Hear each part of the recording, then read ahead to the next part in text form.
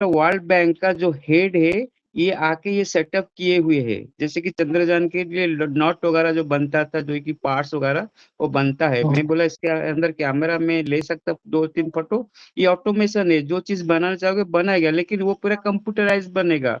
क्यों बाद में हाँ, वो कंप्यूटर ऑटोमेशन हो जाएगा, लेकिन आपका स्किल के अंदर मैं देखा पॉटर पॉट बनाते हैं ना, इसको हाँ, हाँ, वो दिया है, लेकिन उसके अंदर एक मशीन लगा दिया है। विदाउट इलेक्ट्रिसिटी आप पॉट बना नहीं पाएँगे। तो आपको जी, फिर खोजना पड़ेगा, पॉट तो माटी-फाटी लाके बना दोगे, वो कहाँ से लाओगे? उसको तो पैसा चाहिए। हाँ, ये हाँ, पूरा इससे एक मैकेनिज़्म बना रहे हैं। जी, जी। नहीं मतलब हाँ, जो हाँ। देखिए पहला बिंदु जो है वो पहला बिंदु पर्टिकुलरली हम पैतृक संपत्ति की बात कर रहे हैं। भई टेक्नोलॉजी आई है, ये सारा चीज़ उसका माध्यम हो सकता है, पर पैतृक संपत्ति जो है वो व्यक्ति के हाथ में बढ़ी है या घटी है?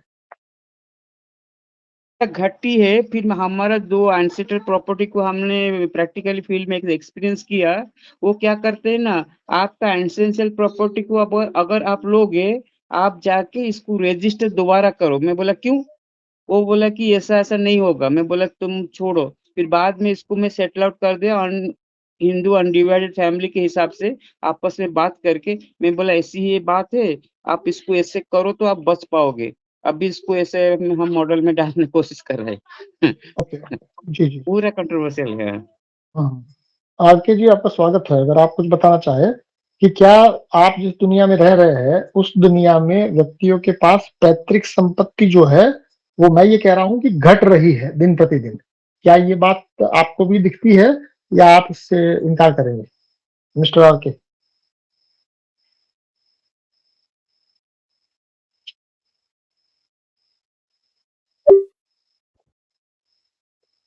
ओके, चलिए आरके जी शायद बिज़ी है।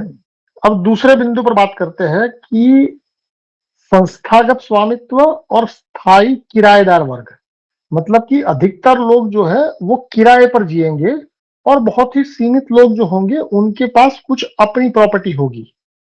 अब ये भी एक ऐसा चीज है जो कि आप अपने आसपास देखेंगे तो पता चलेगा। उसका मैं आपको एक छोटा सा एग्जांपल देता हूँ कि आज से 20, 25, 30 साल पहले मैं कॉलेज में था, या अगर आप भी उस उम्र के हैं, और अगर आप 25-30 साल पहले की कल्पना करें, एक म्यूजिक से हम कल्पना करते हैं कि पहले म्यूजिक का कैसेट आता था, और वो कैसेट जो है वो कैसेट आप खरीद के लाते थे और अपने ट्रांजिस्टर पर आप जब उसको चाहे बजा सकते थे। उसके लिए आपको अलग से कुछ नहीं करना पड़ता था, क्योंकि ट्रांजिस्टर आपके पास था और कैसेट आपने खरीद ली थी।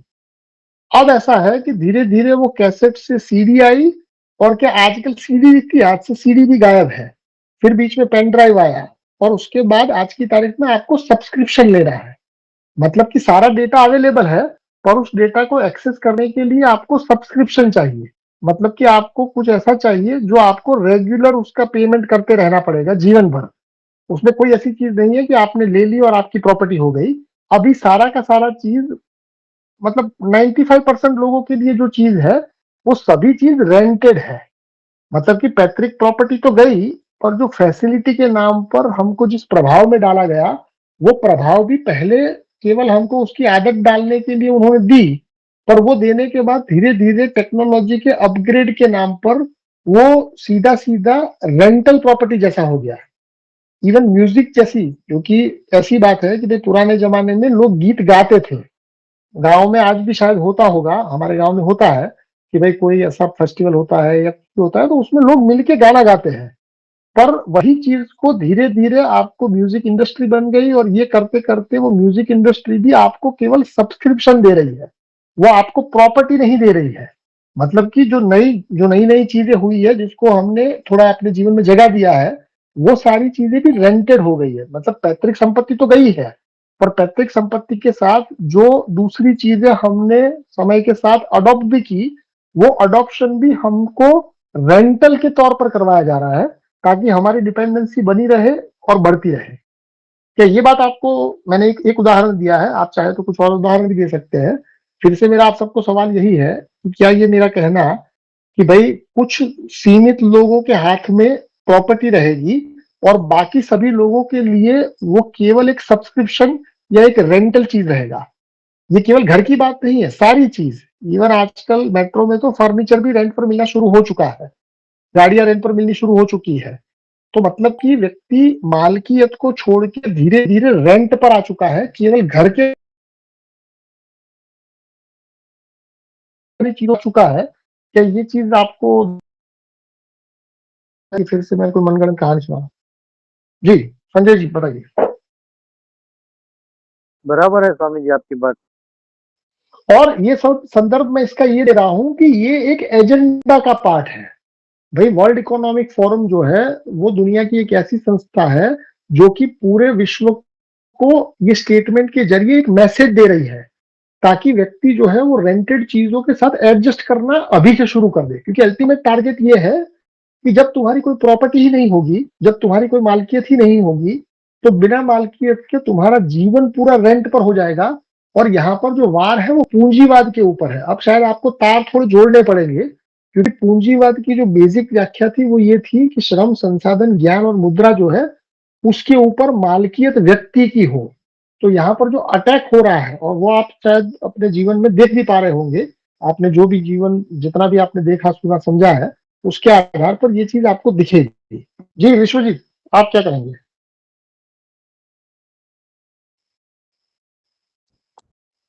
ये तो सही बात है कि सारी चीजें रेंट पे आ रही है।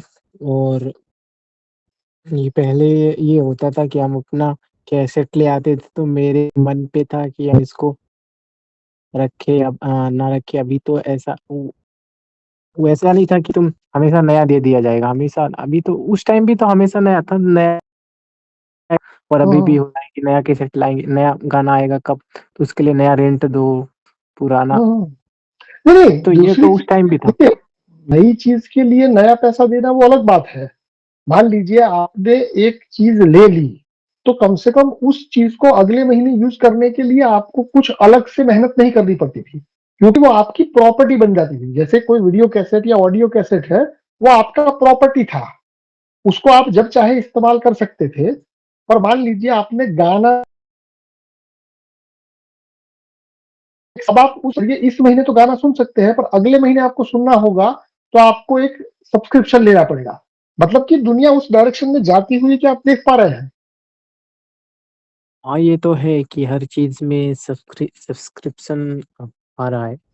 लगभग फैशन में भी अभी कल बाल भी कटाओ तो उसका भी फैशन कपड़ा वाला फैशन, तो हर चीज में नया नया सब्सक्रिप्शन ये निकाल रहा है। पहले तो ऐसा नहीं था। ये कपड़ा कपड़ा ये बाल मतलब कि बाल का तो इसको अभी नया चला है।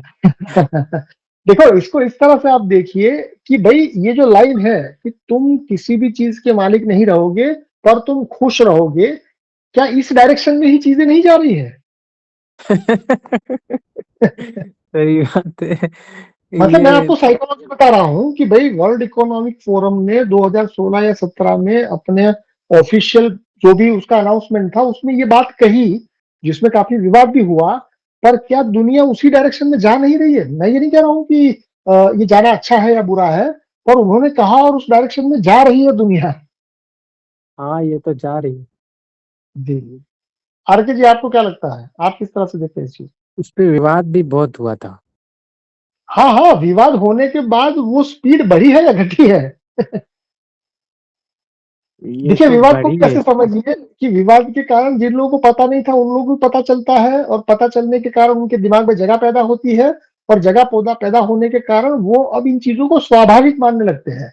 जैसे शहर में कोई व्यक्ति ईएमआई पे मकान खरीदता है, क्या उसको ये अचरज लगेगा कि मैं क्या कर रहा हूँ? उसको तो यही लगेगा कि नॉर्मल है।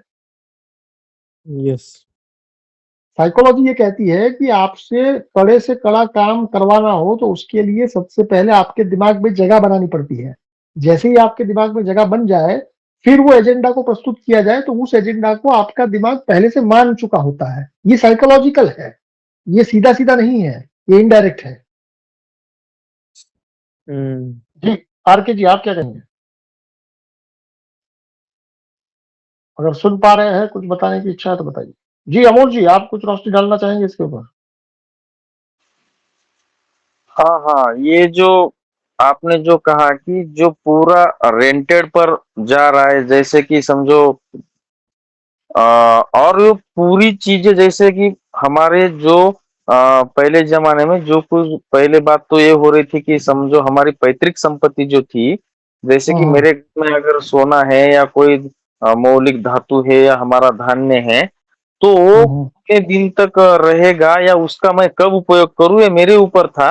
लेकिन जी जी आजकल ये जो पूरा डिजिटल के नाम पर मनी को भी उन्होंने ये किया, तो उसके हमारे समझो हमको मेहनत तो रियल करनी पड़ती है, लेकिन जो कुछ भी वो फेक मिल रहा है, वो भी हमको जी कब यूज करना है वो तय करेंगे कि आज शटडाउन है या कोई इंटरनेट डाउन है तो हम्म, हम उसका यूज भी नहीं कर पाएंगे। तो ये जी जी पूरी तरीके से हमारे ऊपर बहुत एकदम इस चीज के लिए तैयार किया जा रहा है धीरे हम्म, धीरे। मतलब इसमें जो हम मनोविज्ञान की बात कर रहे हैं, क्या उसके प्रमाण आपको मिलते हैं कि ये पूरा का पूरा मनोवैज्ञानिक एक स्ट्रेटेजी चल रही है, और ये हम्म। पूरा का पूरा प्रयोग पूरी की पूरी मानवता के ऊपर अभी लाइव चल रहा है?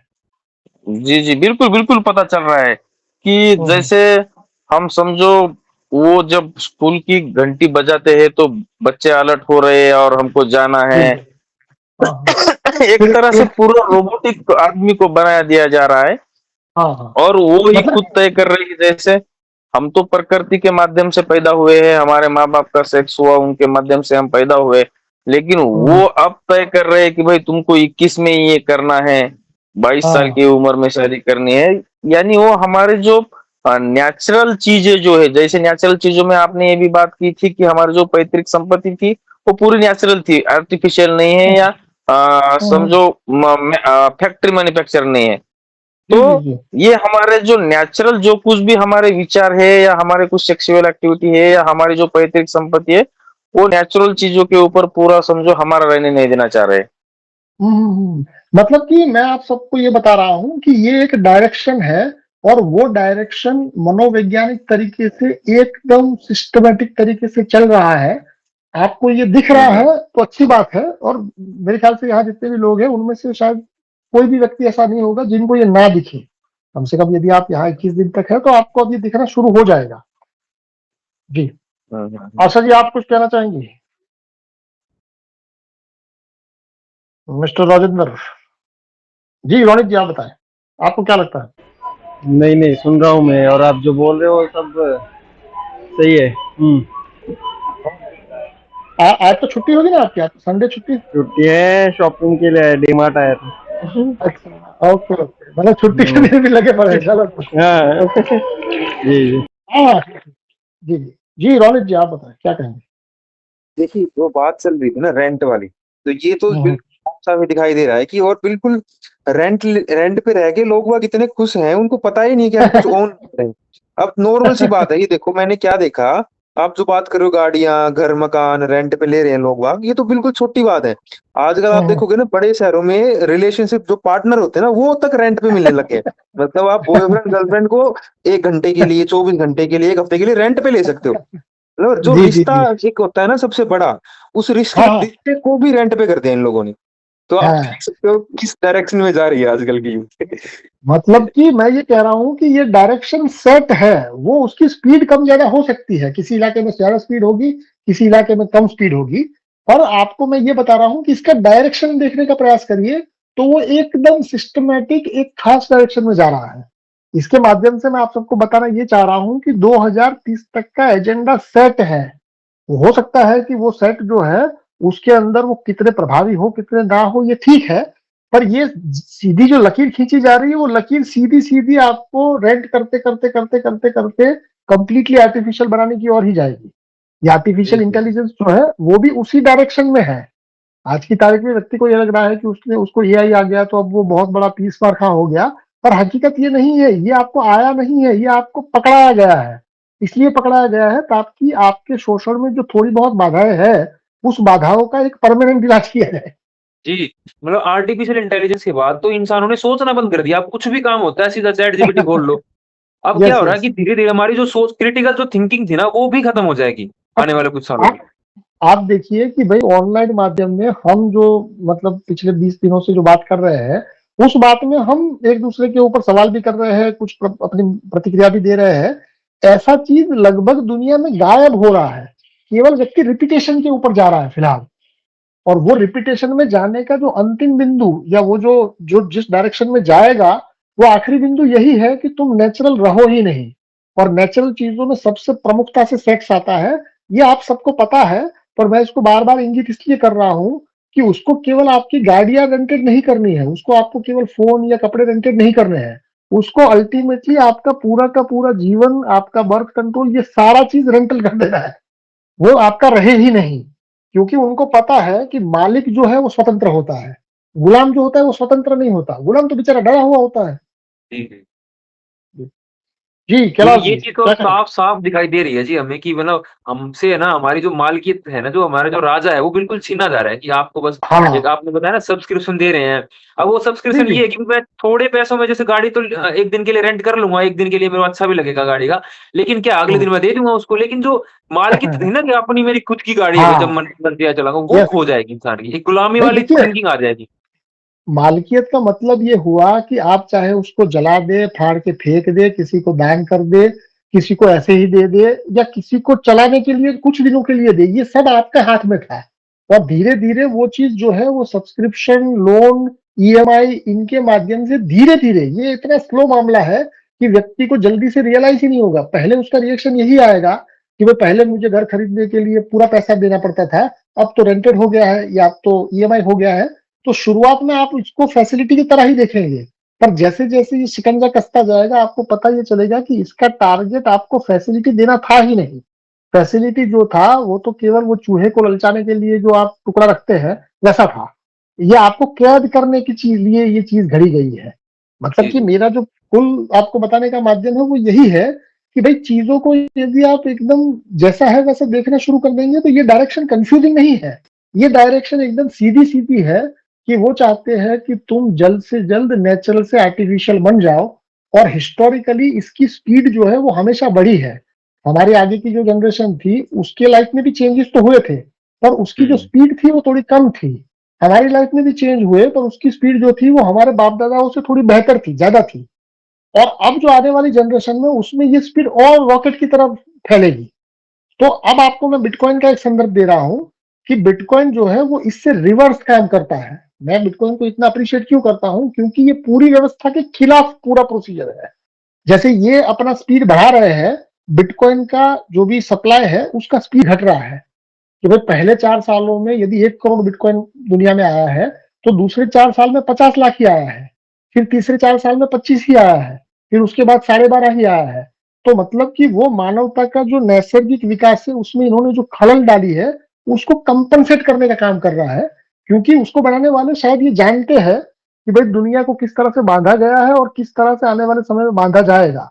तो उसके अलावा वो आपके सामने एक ऐसा मॉडल प्रस्तुत कर रहे हैं कि तुम ये जी रहे हो जिसमें आगे ये खाई है, और इसके बदले में तुम यदि उसको रिवर्स करना चाहो तो ये पॉसिबिलिटी है। जी। जी कैलाश जी आप क्या कहेंगे? सही है, ये सही है, समझ में आ गया। बिटकॉइन रिवर्स कैसे काम करता है? बिटकॉइन का जो सप्लाई है, जैसे बिटकॉइन का जो टोटल सप्लाई है वो 2 करोड़ 10 लाख का है, पर ये 2 करोड़ 10 लाख जो है वो धीरे धीरे मार्केट में आते हैं। और उसका मार्केट में आने का जो स्पीड है वो हर 4 साल में आधा हो जाता है। कि जैसे पहले 4 साल में 1 करोड़ बिटकॉइन मार्केट में आए, उसका मैकेनिज्म इस तरह का है कि दूसरे 4 साल में ऊर्जा तो ज्यादा लग रही है, लोग उसके पीछे लगे पड़े हैं, पर बिटकॉइन का जो सप्लाई है वो आधा हो जाता है। दूसरे 4 साल में 50 लाख ही आ रहा है, फिर और अगले 4 साल में ये 50 का 25 हो रहा है। मतलब कि बिटकॉइन आने की, नए बिटकॉइन जो मार्केट में आ रहे हैं उसकी स्पीड धीरे धीरे कम हो रही है। और फिएट मनी कैसे काम करता है, अगर पिछले साल भारत सरकार ने मान लो 2 लाख करोड़ के नोट छापे थे तो इस बार वो 2 लाख से ज्यादा ही छापेगी। ये दोनों में रिवर्स है एकदम। फिएट करेंसी जो है उसका सप्लाई हमेशा बढ़ता रहता है, सप्लाई का स्पीड। और जो बिटकॉइन का जो करेंसी है उसके अंदर सप्लाई का स्पीड जो है वो घटता रहता है। ये क्लियर कट ऑपोजिट है एक दूसरे से। हाँ, तो जी विश्व, इससे कैसे हाँ जी। रिलेट करता है? भाई स्पीड अगर मान लीजिए बढ़ती है तो उससे आपके साइकोलॉजी पर क्या असर होता है। मान लीजिए मनी सप्लाई जो है उसकी स्पीड निरंतर बढ़ती जाए, उससे चीजें महंगी होती है। और जैसे ही चीजें महंगी होती है इसका मतलब ये हुआ कि चीजें महंगी नहीं हो रही है, आपका मनी गिर रहा है, आपके मनी की वैल्यू कम हो रही है। भाई घर बनाने में पहले, आज से 10 साल पहले जितनी ऊर्जा लगती थी, क्या आज उससे कम ज्यादा लग रही है? नहीं, उतना ही लग रहा है। तो फिर भी आपके फादर को जो चीज 10 लाख में बन रही थी, आपको 50 लाख क्यों देना पड़ता है? क्या उससे मकान की कोई क्वालिटी में फर्क आया, उसके मैन्युफैक्चरिंग में फर्क आया, या आपकी मुद्रा की जो अपनी क्रय शक्ति थी, परचेजिंग पावर था, वो गिरा? वही परचेजिंग पावर गिर गया। तो मतलब कि इनडायरेक्टली आपको समझना ये है कि ये सारी चीजों का कॉम्बिनेशन आपके ऊपर एक्सपेरिमेंट हो रहा है। भाई साइकोलॉजी भी है, पूंजीवाद का मूल सूत्र मालकियत का था वो भी है, साथ में मुद्रा का जो मैकेनिज्म था वो भी है। तो मैं इसको साइकोलॉजिकल स्टेप इसलिए कहता हूं क्योंकि जब तक आपको ये सारे संदर्भ नहीं पता हो तब तक ये स्टेप समझ में नहीं आएंगे। और आज की तारीख में दुनिया में कितने लोग हैं जिनको ये सारे स्टेप हूबहू समझ में आते हैं? हर एक व्यक्ति को लगता है कि कुछ गड़बड़ है, पर कोई उसको डिफाइन कहां कर पाता है। हर एक व्यक्ति को ये तो लग ही रहा है कि भाई कुछ ना कुछ गड़बड़ तो है, साइकोलॉजी के हिसाब से बहुत ज्यादा गड़बड़ दुनिया में हो रही है। पर क्या उसको ये सारी गड़बड़ें उसके सामने एक रिदम की तरह दिखाई देती है? क्या उसको पता चलता है कि ये सारा चीज तुम्हें बर्बाद करने के लिए है? सही बात है। इसीलिए मैं बार बार आप लोगों को पूछता हूँ कि कहीं आपको ये तो नहीं लग रहा है कि मैं कोई अतिशयोक्ति कर रहा हूँ? कभी कभी मैं मतलब एकदम, आपको शायद ऐसा लगे कि मैं भावनाओं में बह के बात कर रहा हूँ, इसलिए मैं आपको बार बार पूछता हूँ कि कहीं ये मुझे अकेले को दिख रहा है, ऐसा तो नहीं है ना? हाँ जी, आर के जी, आप बताएं। कैलाश जी, ये यदि तो आप कुछ कहना चाहते हैं।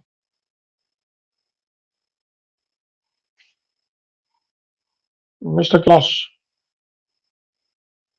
और ये तो पूरा दिखता है, पता भी चलता है। अच्छा, ये जो म्यूजिक म्यूजिक में जो रिदिम नेचुरल रिदिम था, जी जैसे जी। कि वेव का साउंड हो या झरना की साउंड हो, नेचुरली वो तो बहुत पीसफुली था। अभी ये इसमें जो फ्रीक्वेंसी में चेंज कुछ हुआ है क्या? जैसे कि माँ बाप का वॉशिंग मशीन मटर फटर लगता है तो थोड़ा विरक्त लगता है, लेकिन वो अभ्यास हो गया तो वो चल जाता है।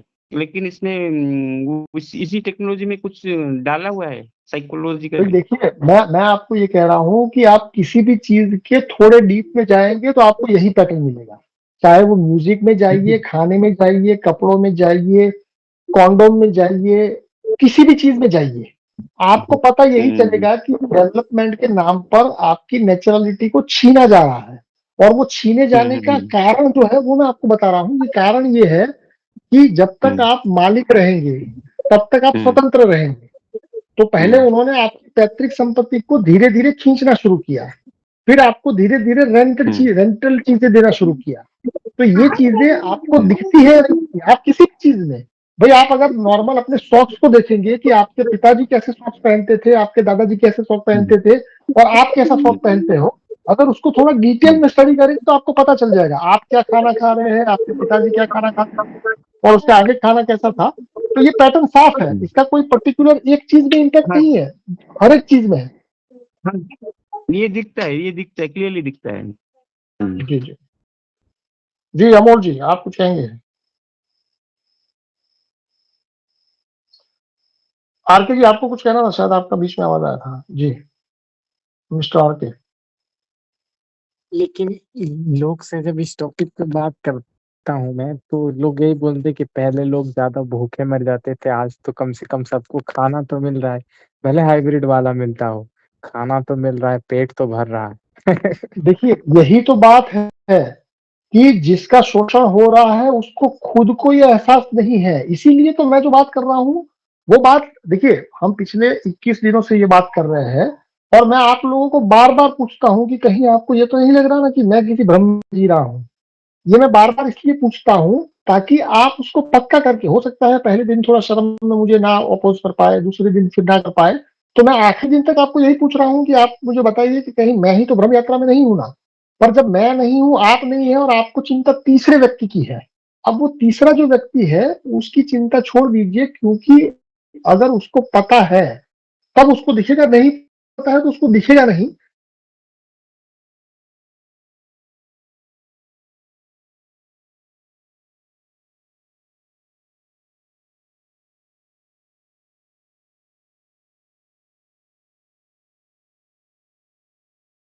क्यों समझ में आ रहा है, ये दयनीय स्थिति हुई।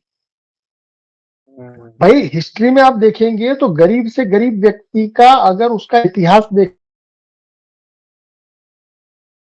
उसके बॉडी का साइज देखेगा तो उसको पता चल जाएगा कि मेरा बाप या मेरा दादा इतना हट्टा कट्टा था और मैं सब फुद्दू जैसा कैसे हो गया। पर क्योंकि व्यक्ति इस क्रिटिकल चीज के साथ नहीं देख रहा है, क्योंकि वो उतना ही देख रहा है जितना उसको मीडिया बता रही है, जितना उसको उसके आसपास वाले लोग बता रहे हैं, जितना उसको एजुकेशन बता रहा है। मैं आपको जो दृष्टिकोण दे रहा हूं वो कंप्लीटली आपके एजुकेशन के ऊपर का दे रहा हूं। एजुकेशन में तो ये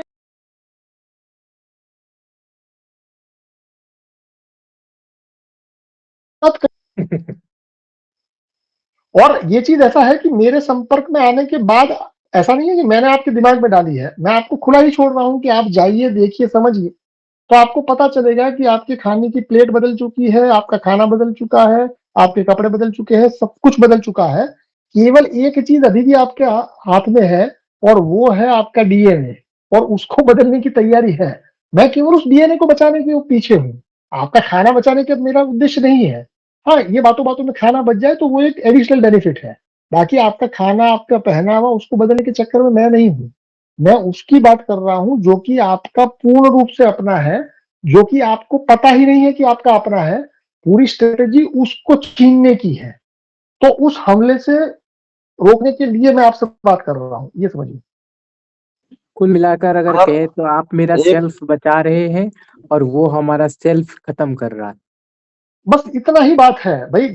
वर्ल्ड इकोनॉमिक फोरम, उसमें जो कंपैरिजन है वो यही है कि मैं क्या कर रहा हूं और ये असुरी तंत्र क्या कर रहा है। तो मैं चाहता हूं कि मैं कहने वाला मैं अकेला ना रह जाऊं, आप लोग भी कहना शुरू करें, ये बात कर रहा हूं। जी अमोल जी। हाँ हाँ, जैसे समझो ये डीएनए की जो बात बदलने की बात जब आप करते हो तो ये थोड़ा एक हार्ड सब्जेक्ट लगता है।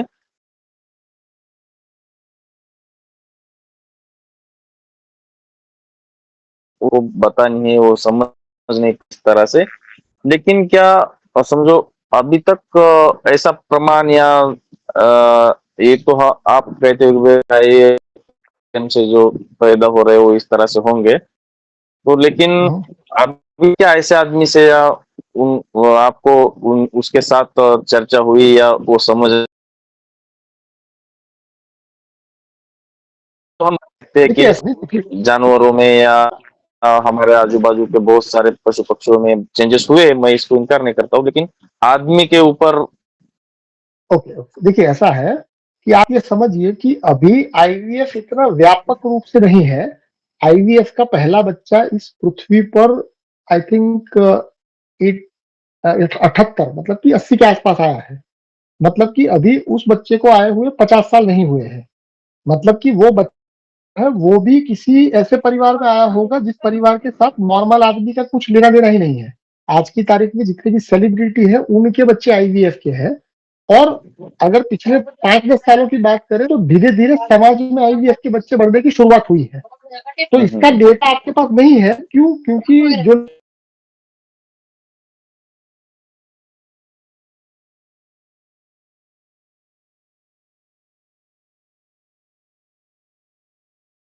को अट्रैक्टिव लगाने के पीछे भी कारण केवल इतना ही है, एक झांसा देने की बात। अब ये झांसा देने की बात मैं इसलिए कहता हूँ,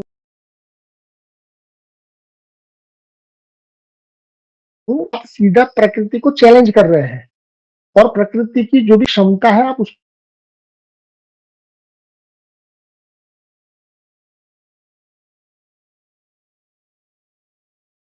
मैं कहता था तो वहां पड़ोस में कोई था, 2 बच्चे, पर वो इतने छोटे थे कि आपको वो जो डिस्टेंस है वो डिस्टेंस सीधा सीधा मालूम ही नहीं पड़ेगा।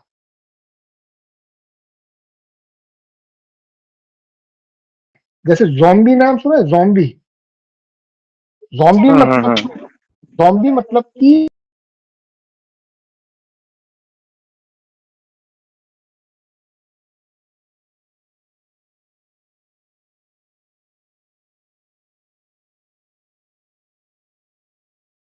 ह्यूमन जैसा दिखता है पर वो ऑर्डर से नियंत्रित होता है। देखिए नेचुरल और आर्टिफिशियल के अंदर जो फर्क है वो फर्क इतना है कि नेचर को पूरी तरह से गुलाम नहीं बनाया जा सकता।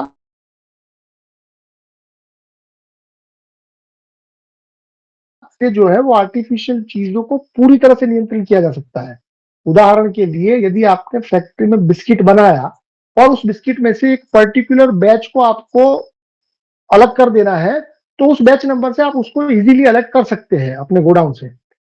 और इंसानों के साथ ये संभव नहीं है। कब संभव नहीं है? जब वो नेचुरल हो। अगर वो नेचुरल की जगह आर्टिफिशियल है, वो जब नंबर से पहचाने जाए, और नंबर से पहचानना केवल आधार कार्ड नहीं, उसके डीएनए का नंबर, तो फिर ये मामला बहुत संगीन हो जाता है, बहुत ही कॉम्प्लिकेटेड हो जाता है। तो आप यदि ये पूछ रहे हैं कि ऐसा कोई रियल लाइफ एग्जाम्पल मेरे सामने है, तो अनफॉर्चुनेटली रियल लाइफ कोई व्यक्ति का एग्जाम्पल मेरे पास नहीं है। पर अगर आप अपने आसपास प्राणियों में, वनस्पतियों में ये चीज देख रहे हैं और साथ में ह्यूमन का जो भी लार्जर स्टडी है उसको करते हैं, तो आपको पता चलता है कि इसके कारण व्यक्ति कमजोर होता है। अब ये कमजोरी शारीरिक भी है, ये कमजोरी मानसिक भी है, ये कमजोरी आर्थिक भी है, ये कमजोरी सामाजिक भी है, ये कमजोरी आध्यात्मिक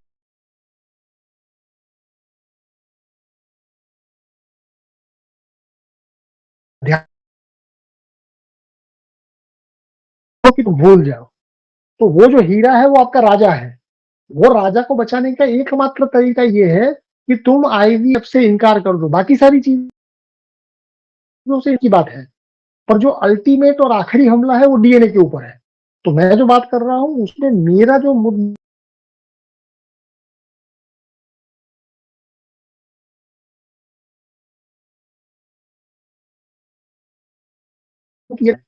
अब आप मुझसे प्रमाण मांगेंगे कि खाई में गिरेगी तो देख लेना, तो इसलिए इसका प्रमाण सीधा सीधा मुमकिन ही नहीं है। जब मैं ये कहूं कि तुम जिस इलाके में खड़े हो वहां पर कल बॉम्ब फूटने वाला है, और अगर आप ये कहें कि मुझे प्रमाण दीजिए, तो मैं ज्यादा से ज्यादा इतना कह सकता हूं कि वहीं खड़े रहो और कल देखो। जी। इतना प्रश्न, आपका जो प्रश्न उत्तर जो भी होता है ना, इतना प्रश्न होता है, और जो ना भी समझने वाला होगा भी वो समझ जाएगा। देखिए ऐसा है, देखो अगर मान लीजिए किसी को नहीं समझना है तो वो कभी नहीं समझेगा। है कि मैंने आपको सिंपल सा एग्जांपल दिया कि अगर आपका जमीन फटने वाला है, वो मुझे 2 दिन पहले से पता है, तो मैं उसका कैसे प्रमाण दूं आपको? आपको मैं ज्यादा से ज्यादा ये कह सकता हूँ वहीं खड़े रहो और फिर देखो फटता है नहीं फटता। Okay okay. जी जी। आगे देखते हैं। आगे तीसरा बिंदु ये है कि व्यक्तिगत स्वतंत्रता और निजता पर हमला। अब इसको भी आप मुझे बताइए कि क्या आपके शहर में, आपके गांव में, आपके आसपास जो सर्वेलेंस है वो बढ़ा है या घटा है? सर्वेलेंस का मतलब ये हुआ कि आप जो कुछ भी कर रहे हैं उसको कोई देख रहा है, सुन रहा है, समझने की कोशिश कर रहा है, मतलब डेटा मैनेजमेंट। इसमें केवल सीसीटीवी कैमरा नहीं है, आपका बैंक अकाउंट भी है, आपका आधार कार्ड भी है, मतलब कि आपकी हर एक एक्टिविटी को मॉनिटर किया जा रहा है। क्या ये घटना आपको अपने आप दिख रही है? हाँ संजय जी हाँ क्या कहेंगे? बिल्कुल। हाँ हाँ, जी। मैं इसके बारे में थोड़ी और आगे चल के बात करना चाहता हूँ कि हाँ हाँ ए, sure।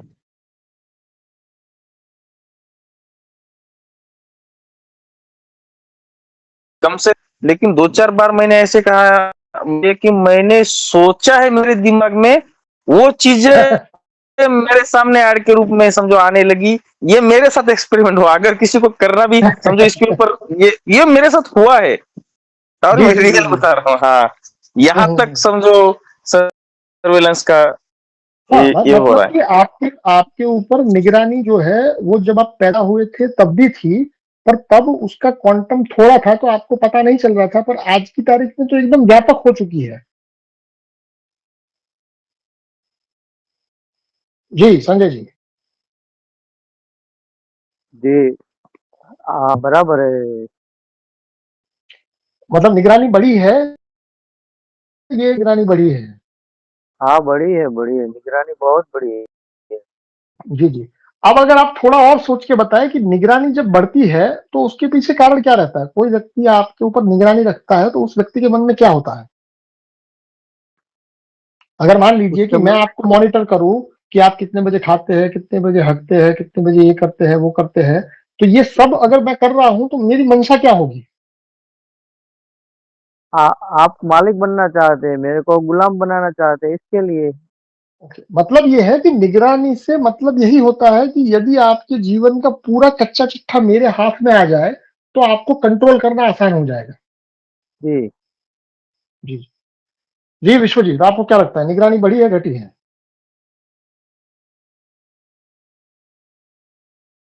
मिस्टर राजेंद्र, आप कुछ कहना चाहेंगे? हाँ बड़ी है विश्वजीत, निगरानी। ओके। अब ये निगरानी जो बड़ी है वो आपके लिए कोई मुद्दा है या भाई ठीक है निगरानी बड़ी है तो मैं क्या करूँ, ऐसा है? यही तो मुझे भी समझ में नहीं आता, ये निगरानी तो मैं देखता हूँ लेकिन अब पता चलता है ये व्यापक रूप में है।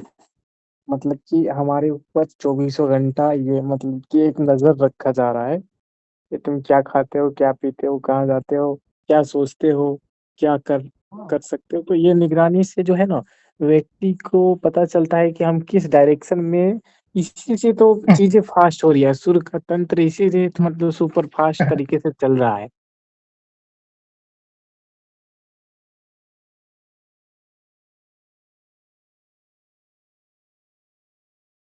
बड़ा हथियार है उसके लिए। मतलब कि आपकी पैटर्न को केवल पहचाना नहीं जा रहा है, आपको पैटर्न दिया भी जा रहा है। हाँ भाई जब यही। आपकी पैटर्न पहचानना होता तो वो चलो एक लेवल पर ठीक था कि भाई आपकी पैटर्न मैंने पहचान ली, उससे ज्यादा मुझे आपके बारे में पता चला, पर अब तो मैं उससे एक कदम आगे जा रहा हूँ। अब मैं केवल आपकी पैटर्न पहचान नहीं रहा हूँ, आपको पैटर्न दे भी रहा हूँ। वही तो दे भी रहा है और उलझा भी रहा है। क्या चाहते हैं मुझसे वो समझ नहीं देखिए देखिए, जब समझ में ना आए तो आपको उसका छोड़ के अपने बारे में सोचना पड़ेगा।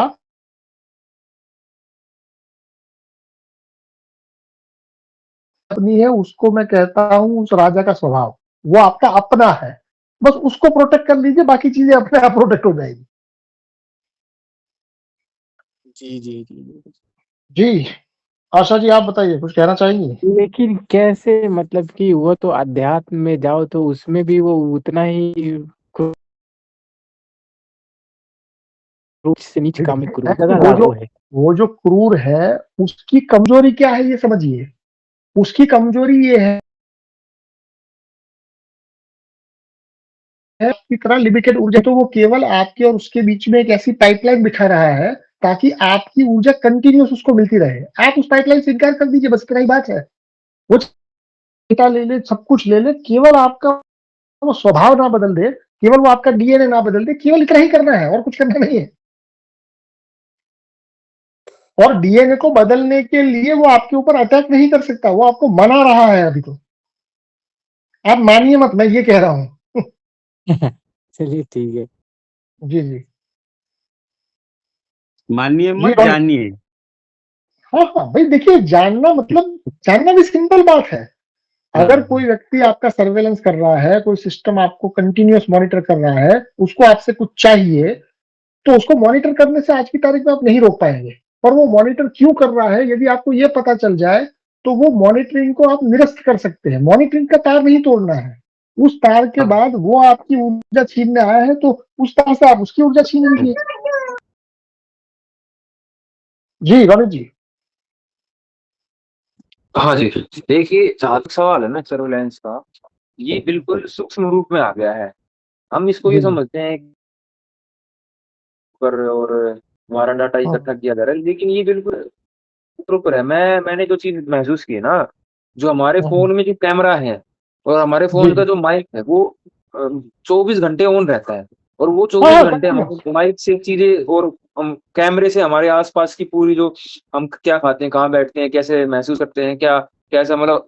अब जब रील देख रहे हैं, मान लो कोई पर्टिकुलर रील आई और उस बिल्कुल सामने है फोन हमारे, जो भी हमारा रिएक्शन आया उस रील को लेकर के वो वहां पे रिकॉर्ड हो रहा है एक तरीके जी से। जी हाँ और हाँ इसके पीछे का कारण मैं जितना समझता हूँ वो ये है,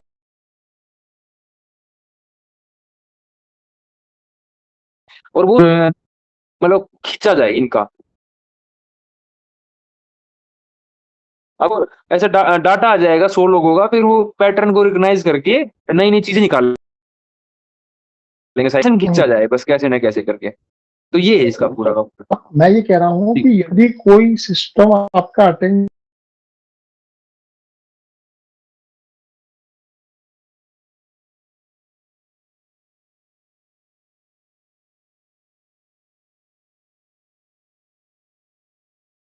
खींचना चाहिए।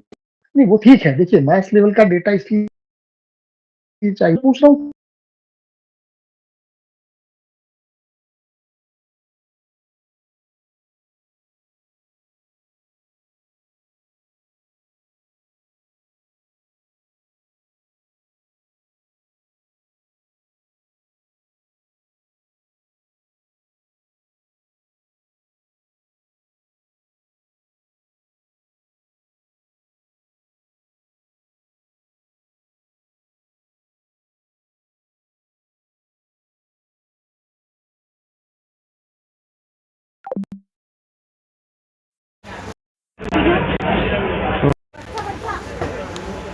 माझ्या हातात सामान आहे.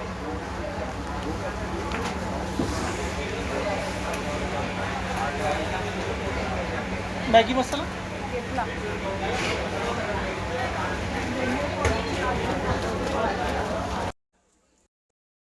है वो केवल ट्रांसफर होती है, तो अल्टीमेटली उसी स्ट्रेटेजी पर काम चल रहा है।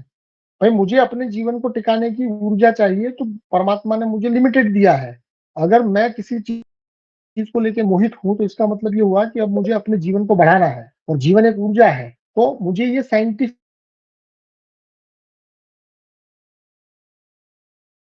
को बढ़ाना मतलब जीवन की वो लिमिटेड है, सबका अलॉटमेंट है, तो मुझे पाइपलाइन बिछानी पड़ेगी ताकि उस पाइप से मैं आपकी ऊर्जा छीन पाऊं। वो पाइपलाइन बिछाने का काम सदियों से चल रहा है। पाइपलाइन टेलीफोन से बिजती है, पाइपलाइन मोबाइल से बिजती है, वाईफाई से बिजती है, ये सारी पाइपलाइन है। एक बार आपके और असुर के बीच में पाइपलाइन है, तो अब उसके पास दोनों संभावना है। वो यदि आपको कुछ देना चाहे, मतलब कि अगर वो आपके दिमाग को करप्ट करना चाहे, तो वो डेटा वो आपको प्रेशर करेगा, तो आपकी ऊर्जा जो है वो आपकी नहीं रहेगी, वो उसके पास चली ही जाएगी। उसको आप रोक ही नहीं सकते, क्योंकि वो ऊर्जा के नियम से संचालित है, और उस नियम को वो नहीं तोड़ रहा है, उस नियम का वो इस्तेमाल कर रहा है।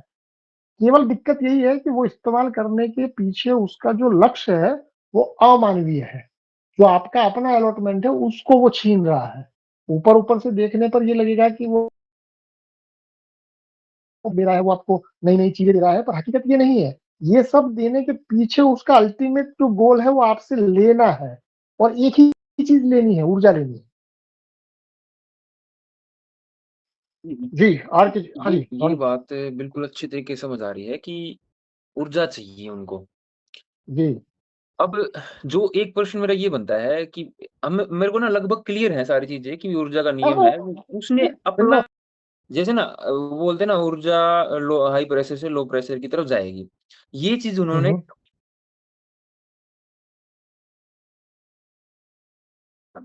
मैं आपको बार बार कहता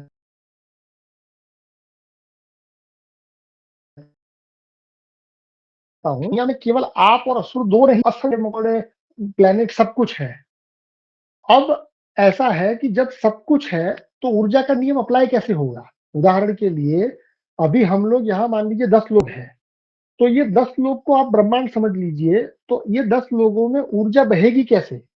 मान लीजिए कि मैं किसी भी टेक्निक से अपनी ऊर्जा के प्रेशर को लो कर दूं, तो अब मेरा प्रेशर लो है, पर लो लो प्रेशर की अपनी कोई व्याख्या है क्या? मान लीजिए आपका हाई है और मेरा लो है, तो हाई और लो शब्द जो है वो कंपैरेटिव होते हैं। आपके और मेरे संदर्भ में मान लीजिए मेरी ऊर्जा लो है, ऊर्जा का प्रेशर, और आपकी ऊर्जा का प्रेशर हाई है। पर अगर मान लीजिए बीच में विश्वजीत आया, और विश्वजीत के संदर्भ में हो सकता है कि मेरी ऊर्जा उससे हाई हो, आपके संदर्भ में लो है, पर विश्वजीत के संदर्भ में तो हाई हो सकती है ना। तो ये जी। हाई और लो जो है वो कंपैरेटिव टर्म है। तो वो कंपैरेटिव टर्म का सॉल्यूशन के लिए उसको पहले आपके और उसके बीच में कनेक्शन बिठाना पड़ता है, जिसको आप अटेंशन कहते हैं, जिसको मैं कहता हूं कि सूक्ष्म और स्थूल दोनों तरह से। सूक्ष्म का मतलब ये हुआ कि कुछ ऐसे तार जो आपको नहीं दिखते हैं, पर दिखते नहीं है। और स्थूल का मतलब ये हुआ कि जैसे गटर लाइन हुई, जैसे आपके पानी के कनेक्शन हुए, जैसे आपके गैस के कनेक्शन हुए, ये सब लाइनें आपको दिखती है। तो असुर काम कैसे करता है कि वो सबसे पहले आपको ऐसी कोई चीज देता है जो कि आपको दिखती है। भाई आप अपने बाप दादाओं को पूछिए, तो उनके जमाने में सरकारें जो थे वो ज्यादातर आपको ऐसे दिखती थी कि भाई रोड बनाने हैं, पाइपलाइन बिछानी है, आपके घर में कनेक्शन देने हैं, बिजली देनी है, ये सब चलता था। अभी धीरे धीरे वो वाईफाई टेक्निक, आपका डेटा इसके ऊपर जा रहा है। मतलब कि धीरे-धीरे पहले उसने आपको ये समझा दिया कि भाई आपके और मेरे बीच में एक पाइपलाइन बिछ रही है ताकि मैं फैसिलिटी आपको दूँ।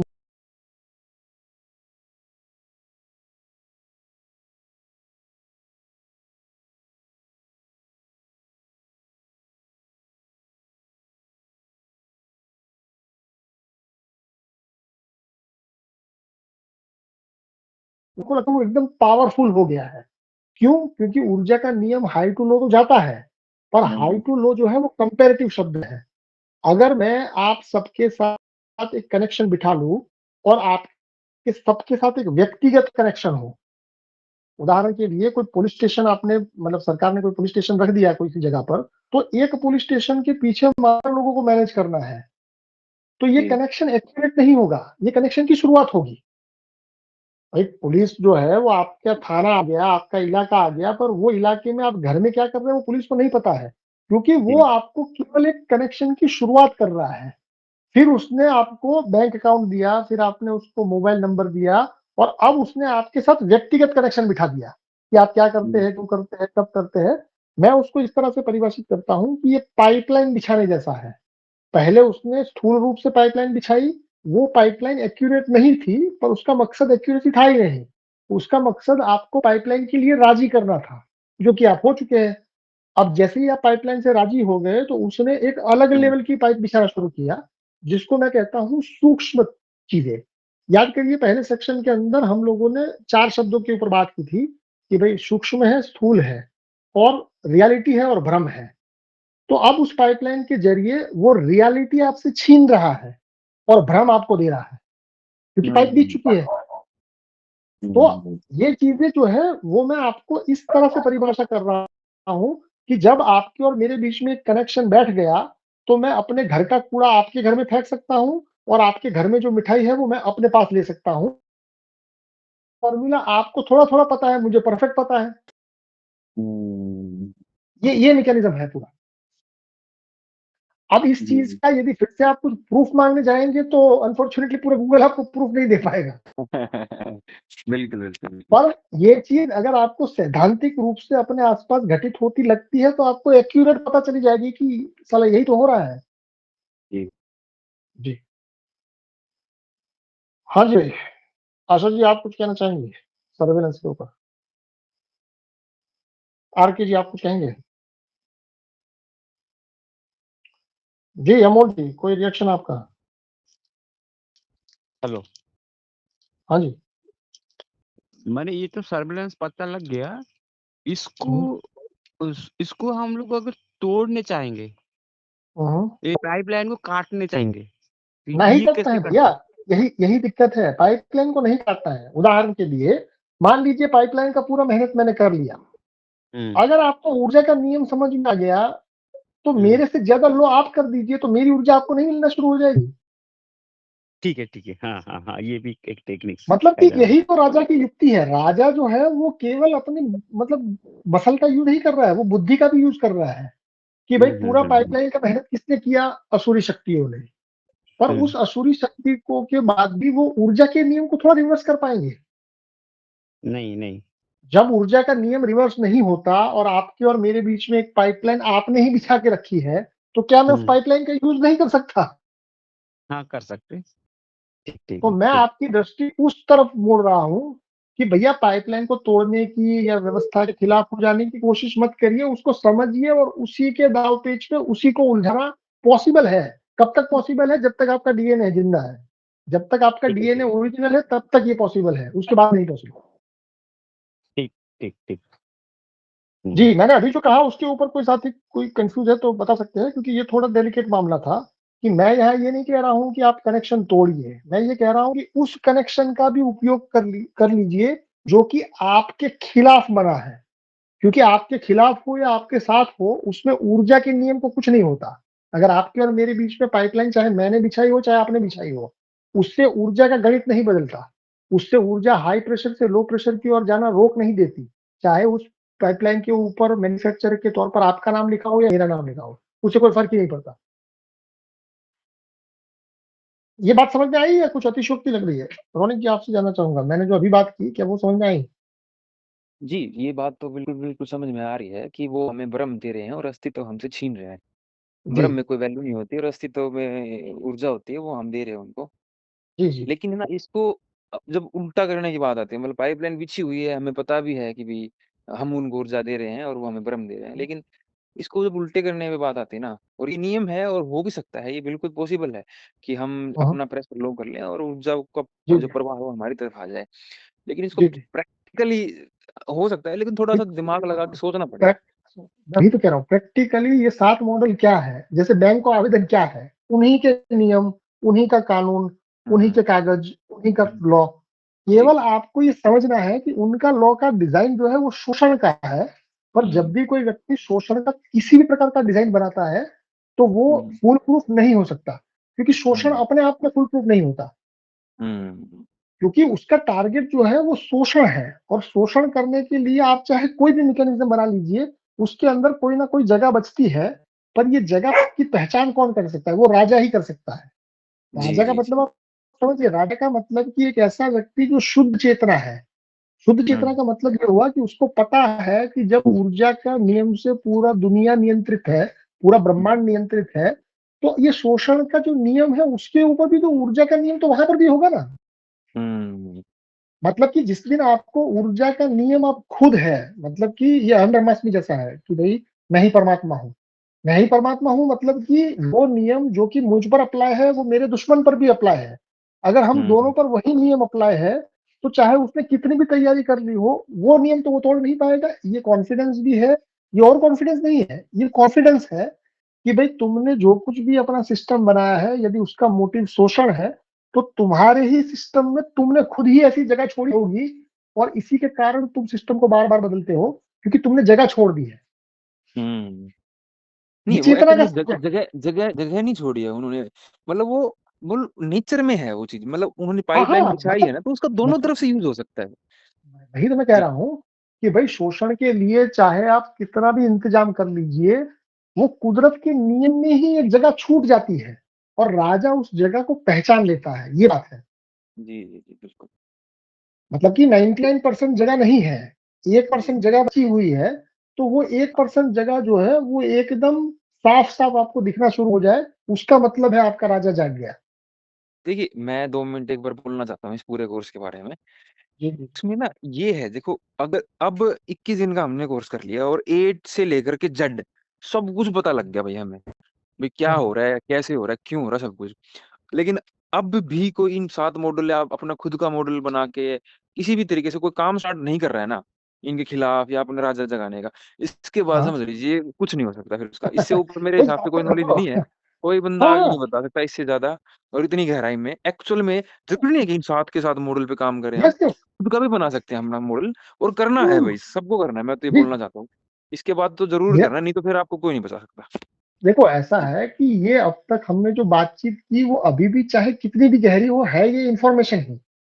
उस इन्फॉर्मेशन पर जब तक आप कोई कदम नहीं उठाते, मैं नहीं कह रहा हूँ कि ये सैट मॉडल, आप दुनिया का कोई भी कदम उठाइए, जो कि ये पूरे जो बने-बनाए सिस्टम जो है उसको डेंट करने के लिए हो, उसको कमज़ोर करने के लिए हो, जब तक आप एक कदम नहीं उठाएँगे तब तक ये सारी बातें हवा-हवा ही रहेगी। तब तक ये सारी बातों का एक्चुअल में आपकी लाइफ़ में कोई इम्पैक्ट नहीं पड़ेगा। ये सारी बातें मैं इस एनर्जी के साथ आपको इसलिए बता रहा हूँ, ताकि आप कम से कम कदम उठाने के लिए तैयार हो जाएँ। मेरे लिए नहीं, अपने लिए, अपनी आने वाली जनरेशन के लिए। जी, जी, बिल्कुल। हाँ, तो ये ऑल ओवर अगर ये वर्ल्ड इकोनॉमिक फोरम है, उसकी ऑल ओवर अगर बात करें तो ये वैश्विक ताकतों द्वारा निर्देशित तानाशाही है। ये तानाशाही ऐसी नहीं है कि अचानक से कोई आइडियल व्यक्ति आ गया और उसने तानाशाही शुरू कर दी, ऐसा नहीं है। ये पूरा का पूरा मॉडल का डिज़ाइन ही तानाशाही है, पर वो तानाशाही आपको एक सॉफ्ट फॉर्म में प्रेज़ेंट की जाती है। तो कुल मिलाकर ये पूरा का पूरा सिस्टम है, वो सिस्टम का डिज़ाइन इस तरह से है कि वो आपको शुरू में अट्रैक्टिव लगे, धीरे-धीरे आप इसके आदी बन जाएँ, और आदी बनते-बनते आप खोखले बनना शुरू हो जाएँ, और जैसे ही आप एक लिमिट से ज़्यादा खोखले हो जाएँ, तब आपको वो आईवीएफ के ज़रिए पूरा का पूरा बदल दे। पूरा का पूरा बदल दे इन द सेंस कि उसको आपके हर एक कल पुर्जे चाहिए, केवल एक चीज़ उसको नहीं चाहिए, इसको मैं अपने लैंग्वेज में उसको राजा कहता हूँ। आप उसको ऐसा समझिए कि डीएनए के अंदर जो चेतन तत्व है, उस चेतन तत्व से उसको दिक्कत है, क्योंकि वो चेतन तत्व के ऊपर उसकी कोई जोर जबरदस्ती नहीं चलती। तो वो क्या करेगा कि इस डीएनए में से उस तत्व को मिटा देगा, क्योंकि उसका रिसर्च आपसे ज्यादा है। वो जानता है कि वो तत्व को कैसे मिटाया जाए, कैसे उस डीएनए से अलग किया जाए। तो ये अलग करने की टेक्निक का नाम ही आईवीएफ है। अगर आप लोगों को एक चीज और बताऊं मैं, कि आईवीएफ को पहले टेस्ट ट्यूब बेबी कहते थे। तो इन्होंने टेस्ट ट्यूब बेबी का नाम आईवीएफ क्यों रख दिया? टेक्निकली दोनों सेम चीज है, पर टेस्ट ट्यूब बेबी कहने से एक आम इंसान को भी समझ में आता है कि ये बेबी जो है वो ट्यूब में बना है। तो आम इंसान जो है वो उससे थोड़ा उसको सूग पैदा होती है। आम इंसान जो है उसको लगता है कि कहीं कुछ गड़बड़ हो रही है। तो इन्होंने एक टेक्निकल शब्द निकाल दिया आईवीएफ, इन्वर्टो फर्टिलाइजेशन, ताकि जो बेचारा नॉर्मल इंसान है उसको लगे कि भाई साइंस की कोई बहुत बड़ी डिस्कवरी होगी। तो पहले उन्होंने टेस्ट ट्यूब बेबी नाम रखा था, ताकि ज्यादातर लोगों को ये थोड़ा थोड़ा समझ में आने लगे। पर उनको पता चल गया कि अगर और समझ में आ गया तो फिर इसकी पोल खुल जाएगी। तो आज की तारीख में कभी भी आपको टेस्ट ट्यूब बेबी नहीं मिलेगा शब्द, आपको मिलेगा आईवीएफ, इन्वर्टो फर्टिलाइजेशन, ताकि आम इंसान को ये लगे कि भैया ये हमको नहीं समझ में आता, ये तो बहुत बड़ो बहुत पीएचडी लेवल के डॉक्टरों की बात है और ये अमेरिका में कोई रिसर्च हुआ होगा और कुछ हुआ होगा। तो कुल मिलाकर जो टारगेट है वो टारगेट आपके अंदर का राजा है और कोई टारगेट नहीं है। तो उस राजा को जिंदा रखिए और मौज करिए, यही है। अब यदि इस चीज को आप समझ सकते हैं तो मेरी ओर से जो प्रस्तावित मॉडल है, मैंने आपको 7 चीजें बताई है, उस 7 चीजों को लेके 2030 तक मेरी क्या योजना है। आप ये भी समझिए कि सातों चीजें जो है वो इंटीग्रेटेड है, ये सातों चीजें इंडिपेंडेंट नहीं है। उदाहरण के लिए मान लीजिए कि कोई ओशो आश्रम बनता है, तो उस ओशो आश्रम के अंदर डेली बेसिस पर वहां कम से कम 50-60 लोग रहेंगे। तो वो खाएंगे पिएंगे, कुछ एक्सपेंस करेंगे, जो कुछ भी होगा, उन सारी की सारी चीजों के साथ अगर मान लीजिए तब तक ये केबीसी वाले 4-5 मॉडल उसके आसपास विकसित हो चुके हो, तो एक दूसरे की जरूरत पूरा करेंगे। ठीक वैसे ही यदि ऐसे बहुत सारे फार्म हाउसेस बन चुके हो, तो धीरे धीरे इस चीज को और लोगों तक पहुंचाना एक ऑर्गेनिक तरीके से हो जाएगा। ऐसा नहीं है कि कोई टारगेट है आपके लिए, मेरे लिए भी नहीं है, पर फिर भी मैंने दिशा तय करने के लिए कि भाई किस डायरेक्शन में जाना है, कितना काम करना है, ताकि उस काम को थोड़ा सिस्टमेटिक ढंग से किया जाए। तो मेरा ये एस्टिमेट है कि भाई आने वाले 3.5 सालों में, मतलब कि 2030 तक, मेरा ये सोच है कि इतना चीज पॉसिबल है। उसमें आपका सहयोग कितना मिलेगा कितना नहीं मिलेगा उसके ऊपर कोई कंपल्सन नहीं है, पर मैं यहाँ अपने आप को आंक रहा हूँ कि भाई मैं ये चीज कर सकता हूँ आने वाले 3.5 सालों में। मेरी योजना ये है कि कम से कम 3 आश्रमों की नींव रखी जाए। मतलब कि 3 आश्रमों के लिए कम से कम हमको 30 ट्रस्टी मिले, कुछ हजार लोग मिले, और 2.5 एकड़ के 3 जगह पे ये जमीनें मिले। ये आने वाले 3.5 सालों में रियलिस्टिकली पॉसिबल है। ठीक वैसे ही ये जो केबीसी मॉडल है, किसानी का जो मॉडल है, ऐसे कम से कम भारत में 10 मॉडल बने। 10 एक छोटा सा फिगर है, अगर ये चीज लोगों को समझ में आ गई तो 100 मॉडल भी बन सकते हैं। पर फिर भी रियलिस्टिकली मैं 10 मॉडल की समझ को लेके जा रहा हूँ कि भाई कम से कम आने वाले 3 सालों में मेरा ऑब्जेक्टिव ये है कि कम से कम 10 मॉडल खेती के बने। इसमें हम पूरी दुनिया को बदलने की बात ही नहीं कर रहे हैं, क्योंकि इतना बनेगा उसके बाद दुनिया को धीरे धीरे समझ में आना शुरू होगा। इसके लिए जो जो लोग सहयोग करेंगे वो सहयोग एकदम उनको अपने साइकोलॉजिकल स्टेप से आगे उठना पड़ेगा। ये आसान नहीं है, इसके बाद की सारी चीजें आसान है। और 3.5 साल जो है वो 3.5 साल में थोड़ी मेहनत का काम है, थोड़ा आपको एक्यूरेसी के साथ, थोड़ा डायरेक्शन के साथ जाना पड़ेगा। ठीक वैसे ही फार्म हाउस में मेरा ये मानना है कि 30 लोग मुझे ऐसे मिलेंगे जो अपने गांव में अपनी पैतृक जगह के ऊपर कुछ ऐसा अरेंजमेंट करने की कोशिश करेंगे। फिर 7 दिवसीय जो शिविर है, जैसे अब तक पिछले 1.5 सालों में मैं लगभग 12-15 जगह पे जा चुका हूँ और 12-15 लोगों ने मुझे इनवाइट किया है। पहले हमने 2 दिन का शुरू किया और अब उसको एक पूरा स्ट्रक्चर दे दिया है, और मटेरियल यही रहेगा। हो सकता है कि आपके सवालों के अनुसार मेरा जवाब देने का तरीका थोड़ा इधर-उधर हो, पर अल्टीमेटली इस 60 पॉइंट पर ही बात होगी। जो हमने अब तक बात की है उसी मुद्दों पर बात होगी। तो ऐसे 100 शिविर आने वाले 3 साढ़े 3 साल में करने की योजना है। फिर 300 लोगों के बैंक के आवेदन करेंगे। मतलब कि 300 लोग ऐसे होंगे जो मेरे माध्यम से, जैसे अभी 20-22 लोगों ने आवेदन लगाया है, पर मैं ये मान के चल रहा हूँ कि कम से कम 300 लोगों तक मैं आने वाले 3 साढ़े 3 साल में पहुंच पाऊंगा। और बिटकॉइन की दुनिया में प्रवेश, मतलब कि ये बात जो है वो भी मैं 1000 लोगों तक पहुंचा पाऊंगा कि 1000 लोग मेरे माध्यम से अपने जीवन में बिटकॉइन को शामिल करना शुरू करेंगे। और ये जो ऑनलाइन शिविर है जिसमें आप 10-12 लोग ने रजिस्टर किया है, तो आने वाले 3 साढ़े 3 महीने, मतलब मान के चलिए कि लगभग 40 सेशन होंगे, 40 महीने तक हम ये करेंगे। तो धीरे धीरे इसका पॉपुलैरिटी बढ़ेगा, धीरे धीरे लोग इसमें जुड़े। तो टारगेट ये है कि भाई कम से कम 3000 लोगों तक ये मैसेज पहुंचे। अगर 3000 लोग ये सेशन अटेंड कर लेते हैं तो बाकी सारी चीजें हैं वो ऑटोमेटिक हो जाएगी। क्यों ऑटोमेटिक हो जाएगी? बिना किसी मेहनत के। क्योंकि जब 3000 लोग 21 दिन देने के लिए राजी हो जाते हैं, 21 दिनों में रोज 1-1.5 घंटा, तो उन लोगों को रात को सपने में मैं आना धीरे धीरे शुरू हो जाऊंगा। वो अपने आसपास जो भी चीजें देखेंगे उसके अंदर जाने अनजाने वो रिलेट करना शुरू कर देंगे। और यदि वो रिलेट करना शुरू कर देंगे और उसके साथ साथ ये वर्ल्ड इकोनॉमिक फोरम का एजेंडा भी तो अपना प्रेशर का काम करेगा, तो उस प्रेशर को और अपनी समझ को और आपके समय को, तीनों को इंटीग्रेट किया गया है। अगर 3000 लोगों के साथ मेरी आने वाले 3-3.5 सालों में केवल बातचीत होती है, ये वार्तालाप जो आपके साथ हो रहा है, यदि यही वार्तालाप आने वाले समय में 3000 लोगों के साथ होता है, तो ये संभव है कि उस 3000 लोगों में से ही 3 आश्रम बन जाएंगे, 10 केबीसी के मॉडल बन जाएंगे, 30 फार्म हाउस बन जाएंगे, 300 लोग जो है वो बैंक का आवेदन लगा लेंगे, और लगभग 1000 लोगों के आसपास जो है वो इसके अंदर बिटकॉइन में प्रवेश करेंगे। मेरा कहना यह है कि अल्टीमेटली मुझे जो करना है वो केवल ये बातचीत है। अगर ये बातचीत इसी ऊर्जा के साथ यदि मैं आने वाले 3-3.5 सालों तक दुनिया से करता रहूं, कितने आते हैं, कब आते हैं, कौन आते हैं, उसकी चिंता किए बिना, तो ये संभव है कि ये पूरा का पूरा मॉडल जो है वो फिर इंटीग्रेटेड है। मतलब कि जब 3000 लोग मिलकर इस मॉडल को चलाएंगे एक दूसरे से स्वतंत्र होके, मिलने का मतलब ये नहीं है कि सबको कुछ कंपल्शन है, कंपल्शन किसी को कुछ है ही नहीं। पर क्योंकि ये बातचीत यदि लगातार होती रही, व्यक्ति यदि लगातार इसके साथ संपर्क में बना रहा, तो वो अपने आप को रोक ही नहीं पाएगा कोई स्टेप लेने से। और जैसा रोनित जी ने कहा कि यदि कोई स्टेप नहीं ले पाता तो इसका मतलब ये हुआ कि उसको ये बात समझ में ही नहीं आई है। और ऐसे भी लोग मिलेंगे जिनको ये समझ में नहीं आएगा, और उसके लिए ठीक है, वो जरूरी नहीं है कि सबको समझ में आ भी जाए। जी, आप बताइए, ये जो फ्यूचर प्रेडिक्शन है उसको लेके आपकी जो भी रिएक्शंस है, आप कुछ बताना चाहें तो बताइए। संजय जी, आप क्या कहेंगे? ये जो मैं मतलब एक मिशन लेके चल रहा हूँ 3.5 सालों में, क्योंकि 2030 तक सरकारों का अपना मिशन है, उसी हिसाब से मेरा भी अपना मिशन है, और मैंने आपके सामने रख दिया कि भाई ये चीजें करने का मेरी योजना है। क्या कहेंगे? आपके मिशन में मेरा पूरा सपोर्ट है। चलिए, स्वागत है आपका। विश्वजीत, आप क्या कहेंगे?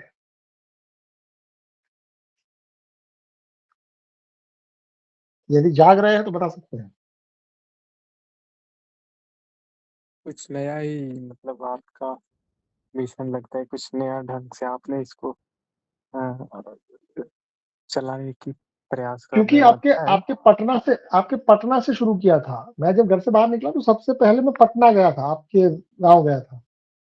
तो मतलब ये है कि पिछले 1.5 सालों में जो भी मैंने यात्रा की, जितने लोगों से मिला, जो जो चीज जानने की कोशिश की, बताने की कोशिश की, उसके आधार पर अब मेरा जो रास्ता है वो एकदम स्ट्रेट है।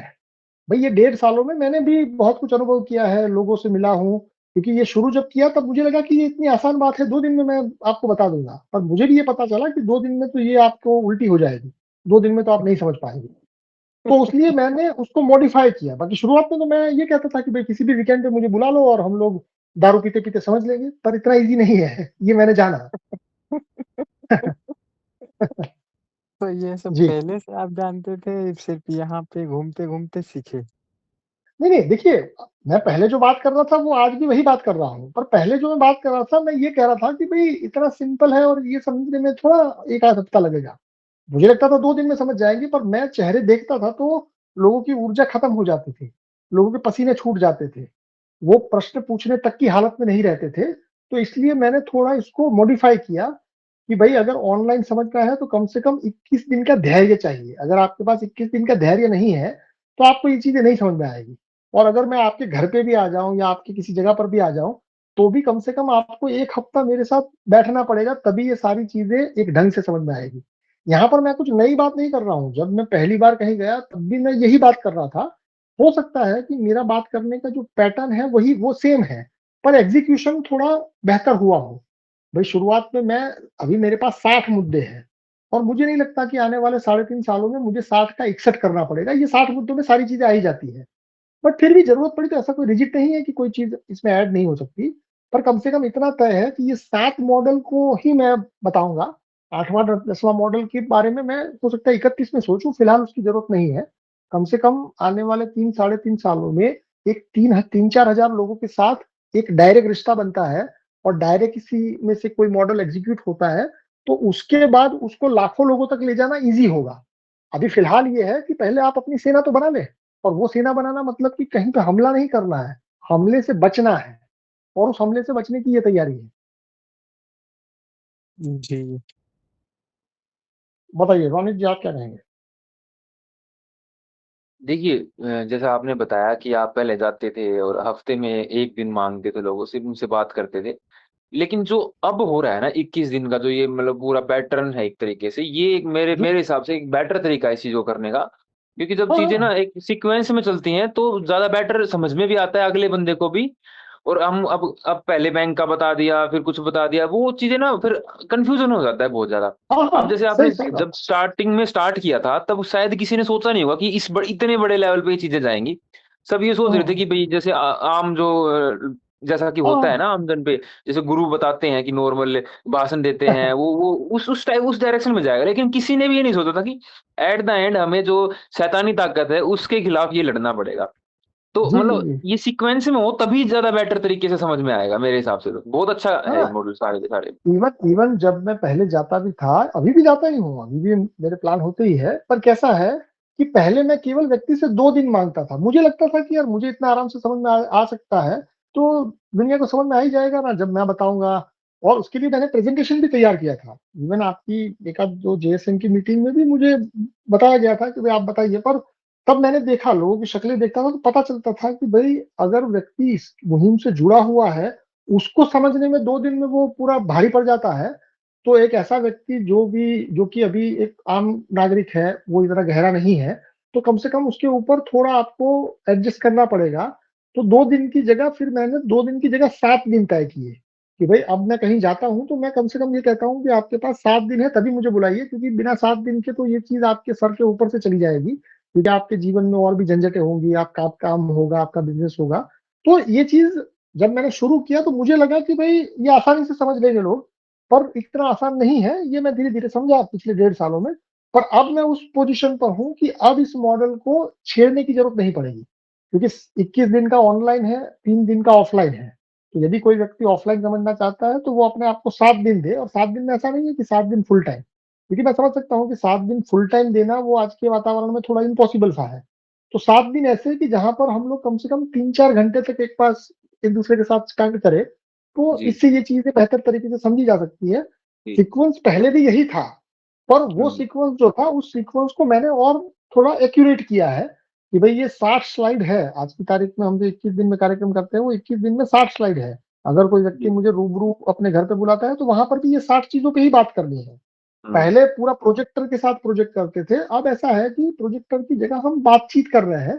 पहले वो जो था हुँ, वो थोड़ा क्लासरूम टाइप एक्टिविटी ज्यादा था, कि भाई हुँ, प्रोजेक्टर के ऊपर मैं पूरा आपको एक प्रेजेंटेशन देता था, और उस प्रेजेंटेशन को खत्म करके, पर जब तक वो खत्म होता था तब तक सामने वाले की एनर्जी ही पूरी खत्म हो जाती थी, हुँ, तो हुँ, बेचारा हुँ। प्रश्न पूछने लायक ही नहीं बचता था। तो अभी ठीक कम है। से कम वो संभावना है। और ये मतलब कि थोड़ा एडजस्टमेंट जो है वो आपको करके पता चलता है। तो वो हुँ, हमको पता चला, और आने वाले 3 साढ़े 3 साल का एक कॉन्क्रीट प्लान है। जैसे ये ऑनलाइन सेशन जो है वो ये पहला संस्करण है। ये जुलाई 21 में हम सब लोग जुड़े, ये ऑनलाइन का पहला अनुभव है। और हुँ, ऑनलाइन के पहले अनुभव से उसके पहले ही मैंने तय कर लिया कि अब मुझे कोई ऐसा डिजाइन बनाना है जो कम से कम 3.5 साल में मुझे उसकी डायरेक्शन को बदलना ना पड़े, उसको चेंज ना करना पड़े। और मेरे ख्याल से अभी जो मतलब जो सीक्वेंस है उस सीक्वेंस में व्यक्ति को समझने का पूरा मौका भी है। और पहले भी वो फ्रीडम तो थी ही कि भाई व्यक्ति समझने के बाद आगे कितना बढ़ना चाहता है, वो तो फ्रीडम आज भी है, पहले भी थी, और भविष्य में वो तो रहेगी ही। देखिए, अगर बात सिर्फ़ अगले बंदे को बताने की है चीज़ों को, तो वो सिर्फ़ एक लाइन में भी बताया जा सकता है। जी लेकिन जी। जो सीक्वेंस है ना, वो इसलिए काम आती है कि जब व्यक्ति उसको जब जी के देखेगा ना, एक फॉर एग्ज़ाम्पल अब मैंने कोई चीज़ यहाँ समझी आपकी और मैं अगले दिन जाके उसको प्रैक्टिकल देख रहा हूँ, मेरी लाइफ़ में कैसे इम्पैक्ट कर रही है, तब वो चीज़ें हाँ। ज़्यादा समझ में आएँगी। अगर आप उसको एक लाइन में बता दोगे ना, तो जैसे आपने इस कान में डाली है ना, वो अगले कान से निकल जाएगी, उसको कुछ हाँ, समझ नहीं आएगा। और ये और जब तक मटेरियल वो खुद हैवी है। प्रैक्टिकल नहीं देखेगा ना, तब तक उसको बिल्कुल भी समझ नहीं वाला आने वाला नहीं जी है। जी। बिल्कुल जी। और ये चीज ऐसी नहीं है कि जो सिंपल एक क्लासरूम एक्टिविटी है, ये बहुत हैवी मटेरियल है। इसको समझने के लिए व्यक्ति को ऊर्जा लगानी पड़ती है। भाई मैं देखता हूँ कि व्यक्ति का जो चेहरा होता है वो थोड़ा ऊर्जा उसकी चली जाती है, वो ये दिखाई देता है कि भाई व्यक्ति एग्जॉस्ट हो जाता है। तो उसके लिए भाई 7 दिन या 21 दिन का जो मामला है, उस मामले से व्यक्ति धीरे धीरे समझने के लिए रेडी हो सकता है। इवन पहले ऐसा था कि भाई कोई शुल्क भी नहीं था, सीधा सीधा यही था कि भाई अगर आप रेडी है तो मैं रेडी हूँ। पर धीरे धीरे मैंने ये भी पाया कि यदि कोई चीज के पीछे अगर आप एक मॉनेटरी स्टैंडर्ड जोड़ देते हैं, तो उसके कारण एक उसका ये बेनिफिट ये है कि व्यक्ति ऑलरेडी आपको सीरियसली समझने की कोशिश करता है, वो अपना टाइम भी जाया नहीं करता और आपका टाइम भी जाया नहीं करता। क्योंकि चीजें बहुत कुछ करनी है, 3.5 साल में ये सब कुछ करने के लिए समय का भी मैनेजमेंट करना ही पड़ेगा। और उसके लिए एक सीक्वेंस चाहिए जो कि आज की तारीख में बन चुका है, और उस सीक्वेंस के ऊपर काम कर रहे हैं। जी जी जी, बहुत बढ़िया बहुत बढ़िया। जी कैलाश जी क्या कहेंगे? 100% ठीक है। हम लोग अभी प्रोजेक्ट प्लान बना रहे हैं आपके बात के बारे में। अच्छा अच्छा, बनाइए बनाइए प्लान। हम्म। जी आरके जी यदि जाग रहे हैं, कुछ बताना चाहते हैं, बताइए। आशा जी यदि आप भी जाग रही है तो आप भी बता सकती हैं। जी जाग रही हूँ आज तो। ये ना ऑनलाइन का तो जैसे मेरा ही संकल्प था, मैं सोचती हूँ मेरा ही संकल्प पूरा हुआ है ये। वो तो पूरा हो गया, पर आप कहना क्या चाहेंगी? आपके आशीर्वाद से हमने ये कर लिया, चलो बहुत बढ़िया बात हुई, पर इससे आप अब क्या करेंगे? करना तो मेरे को बहुत कुछ है, पहले ही नहीं बताऊंगी, करके बताऊंगी आपको। जी राजेंद्र जी आप कुछ कहना चाहेंगे?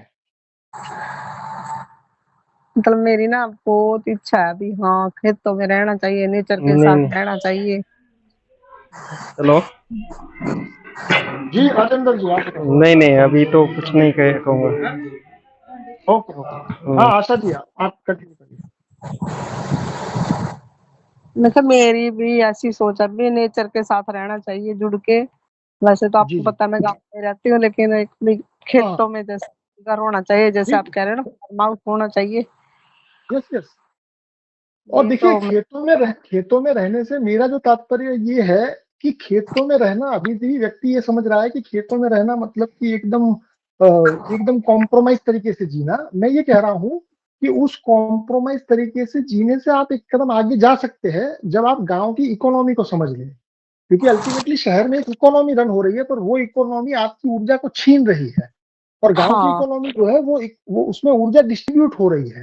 भाई आपका पड़ोसी मैं हूं तो हो सकता है कि आपकी ऊर्जा मुझे मिले, मेरी ऊर्जा आपको मिले, ताकि उस गांव की ऊर्जा बनी रहे, वो गांव ऊर्जा से खाली ना हो जाए।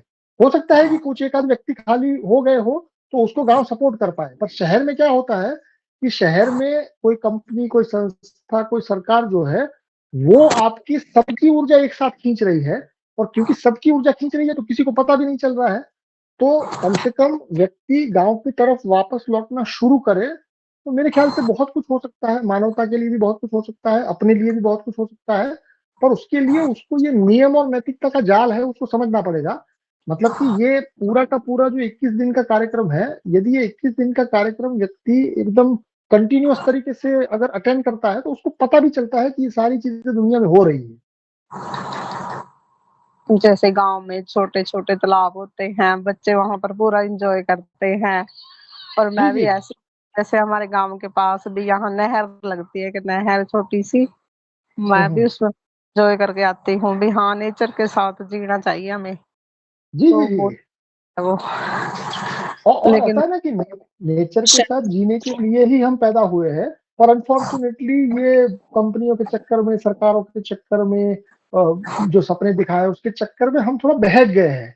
तो उस बहके हुए इंसान को मैं ये कह रहा हूँ कि भाई तू थोड़ा थोड़ा स्लो हो जा। और स्लो हो जाने के बाद यदि तुझे मेरी बात समझ में नहीं आती है, यदि ये मॉडल समझ में नहीं आता है, तो तू थोड़ी देर के बाद फास्ट हो जाना, कोई दिक्कत नहीं है। तो ये एक मतलब कि आपके सामने पूरा का पूरा एक दूसरा चित्र रखने की बात है। और फिर आप तय करिए कि भाई शहर में मजा है या गांव में मजा है। वो तो व्यक्तिगत है, तो मेरे कहने से थोड़ा कोई शहर छोड़ देगा। जी शहर में देखो पैसे लगा के जाते हैं स्विमिंग पूल में स्विमिंग करने, लेकिन गांवों में ये सब चीजें फ्री में मिलती हैं। और देखिए फ्री अभी भी फ्री शब्द से मुझे थोड़ा ऐसा है कि फ्री शब्द जब भी कोई इस्तेमाल करता है तो मैं उनको पूछूं कि भाई दुनिया में क्या कोई भी चीज फ्री होती है? दुनिया में कहीं कुछ चीज फ्री नहीं है। सारी चीजें जो है वो ऊर्जा की लेन देन है।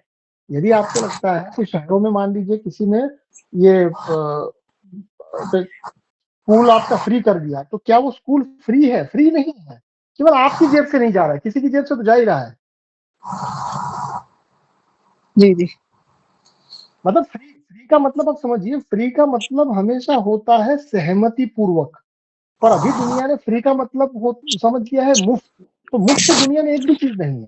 सारी चीजें जो है वो आपकी सहमति है। अगर सहमति है तो उसको फ्रीडम कहते हैं, सहमति नहीं है तो उसको शोषण कहते हैं। इतना ही फर्क है।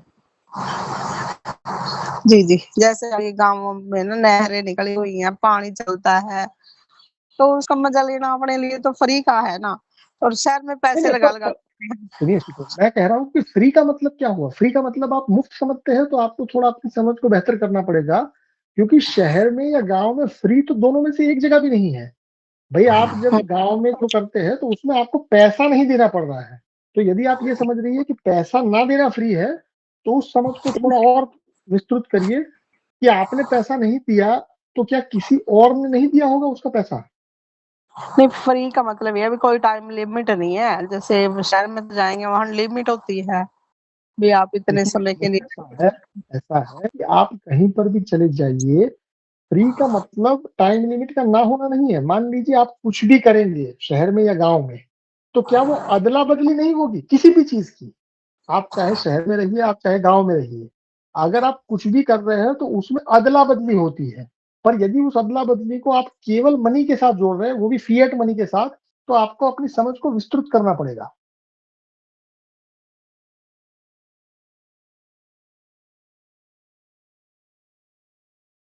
चलिए फिर आगे बढ़ते हैं। अब देखिए, मैंने आप लोगों को 7 मॉडल तो बता दिए, और उस 7 मॉडल में भी मैं आपको ये कह रहा हूं कि मान लीजिए कोई व्यक्ति ऐसा है जिनको ये 7 चीजों में से भी एक करने में थोड़ी दिक्कत का सामना करना पड़ रहा है, तो मैं उनके लिए ये जो लास्ट 2 चीजें बात कर रहा हूँ, भाई 7+2 है। ये 7+2 का मतलब ये है कि जो व्यक्ति किसी भी कारण से यदि 7 चीजों को करने में थोड़ा हिचकिचा रहा है, या उसको लगता है कि इससे भी कुछ सॉफ्ट हो जाए, तो उसके लिए मैं और 2 चीजें प्रस्तुत कर रहा हूँ कि भाई ये जरूर करें। अगर आपको नहीं समझ में आ रहा है तो कम से कम नेक्स्ट जनरेशन के लिए, मानवता के लिए, मतलब कि एक मकसद के साथ इसको करिए। अगर पहले के 7 मॉडल आपको कॉस्टली लग रहे हैं, किसी में आपको लगता है कि भाई ये कॉस्टली तो नहीं है, पर उतना मेरे पास समय नहीं है, ऊर्जा नहीं है, मैं ये नहीं कर सकता या नहीं कर सकती, तो उन लोगों के लिए मैं ये 2 मॉडल प्रस्तुत कर रहा हूँ। मेरा मकसद ये नहीं है कि ये 2 मॉडल पर ही आप रहे, मेरा मकसद तो ये है कि आप ओशो आश्रम तक जाए। पर यदि किसी भी कारण से नहीं जा सकते तो आप ये 2 मॉडल तो जरूर करें। इसमें से पहला ये है कि भाई ये जो 21 दिन की हमारी यात्रा चल रही है, कि भाई राजा को जगाने के लिए हम जो ये 21 दिन का वार्तालाप ऑनलाइन कर रहे हैं, तो अब ये इस महीने कल आखिरी दिन है, तो कल से ये खत्म हो जाएगा, फिर 21 अगस्त से वापस शुरू होगा। अब आप में से कुछ लोग ऐसे होंगे जिन्होंने ये 21 दिन पूरी तरह से अटेंड ही ना किए हो, या कुछ लोग ऐसे भी हो सकते हैं कि वो अटेंड तो कर चुके हैं, पर उसको थोड़ा ये माहौल कंटिन्यूअस चाहिए। तो ऐसे लोगों को मैं ये कह रहा हूँ कि भाई हर बार आपको पैसा दे के आना, यदि ये समस्या है, तो आप केवल इतना करिए कि आप एक 500 रुपये का पेमेंट करिए, और 3 लोगों को यहाँ जोड़िए। उन 3 लोगों से यदि आप, वो 500 रुपये के बदले मुझे कुछ नहीं चाहिए, उन 3 लोगों से, उन 3 लोगों का एंट्री रहेगा। अब उस एंट्री के लिए आप उनसे कुछ शुल्क लेके अपना 500 रिकवर करना चाहे तो वो भी कर लीजिए, मुझे उससे भी ऐतराज नहीं है। मतलब कि 500 रुपये के पेमेंट में आप परमानेंटली इस ग्रुप में रहिए, और वो जो 3 लोग हैं, उस 3 लोगों को कोई पेमेंट की जरूरत नहीं है। पर अगर आप व्यक्तिगत रूप से उनसे कुछ पेमेंट लेना चाहते हैं तो वो आपकी मर्जी है। तो इस हिसाब से क्या होगा कि धीरे धीरे इसका प्रमोशन भी हो जाएगा, और आपकी जो कॉस्ट अगर कंसर्न है तो उसका भी एक समाधान हो जाएगा।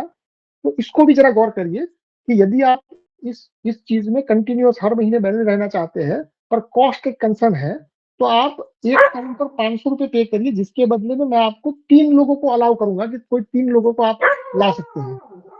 इसका मतलब ये नहीं कि 500 रुपये आप दे देंगे और 3 को नहीं लाएंगे तो आप अटेंड कर पाएंगे, नहीं। 500 रुपया यहाँ मेन टारगेट नहीं है। मेन टारगेट ये है कि कम से कम ये बात आप किसी और तक पहुंचाइए। कोई व्यक्ति जो कि इसको जानने को थोड़ा बहुत उत्सुक है, या आपको लगता है कि इस व्यक्ति को ये बात समझनी चाहिए, तो उस व्यक्ति को यहाँ लाइए, और 3 लोगों को यहाँ लाइए। उन 3 लोगों से उस महीने पेमेंट नहीं ली जाएगी। और आपसे परमानेंटली नहीं ली जाएगी। आप आने वाले जितने भी समय इसमें जुड़े रहना चाहते हैं आप जुड़ सकते हैं। तो ये एक सुविधा है। इसमें कुछ समझ में ना आया हो किसी को तो जरा पूछ सकते हैं एनीबडी, और अगर समझ में आ गया है तो कोई एक आध व्यक्ति इसको जरा अपनी भाषा में बता दे ताकि चीजें थोड़ी आसानी से बाकी लोगों को समझ में आए। किसी को यदि ये चीज समझ में ना आई हो तो प्लीज आप मुझे पूछ सकते हैं। जी विश्वजीत, आप समझा सकते हैं मैंने जो कहा, ये जो, हाँ आशा जी, वो 3 मेंबर 1 महीने के लिए ही जुड़ेंगे। हाँ वो जो 3 लोग आएंगे वो 1 महीने के लिए ही जुड़ पाएंगे। फिर उनके पास भी ये ऑप्शन रहेगा कि वो भी यदि परमानेंटली बने रहना चाहता है तो उनको ये करना है। कोई बात नहीं, मैं करूंगी। आप एक चीज समझिए, इसमें एक ट्रिक है। वो ट्रिक ये है कि भाई आपका भी काम हो जाए, आपके ऊपर बर्डन भी ना आए, और इसी बहाने लोगों तक हमारी बात भी पहुंचे। पर उसका एक तरीका है। जी जी, मेरा परमानेंट हो जाएगा, उनका भी 1 महीने का हो जाएगा। हाँ वो 1 महीने के बाद उनको भी यदि परमानेंट करना है तो उनके लिए सुविधा तो है ही। जी जी, तो मतलब कि इसको आप ऐसे समझिए कि क्योंकि हमको 3000 4000 लोगों तक जाना है आने वाले 3 साढ़े 3 सालों में, तो उसके लिए हमने एक क्या है,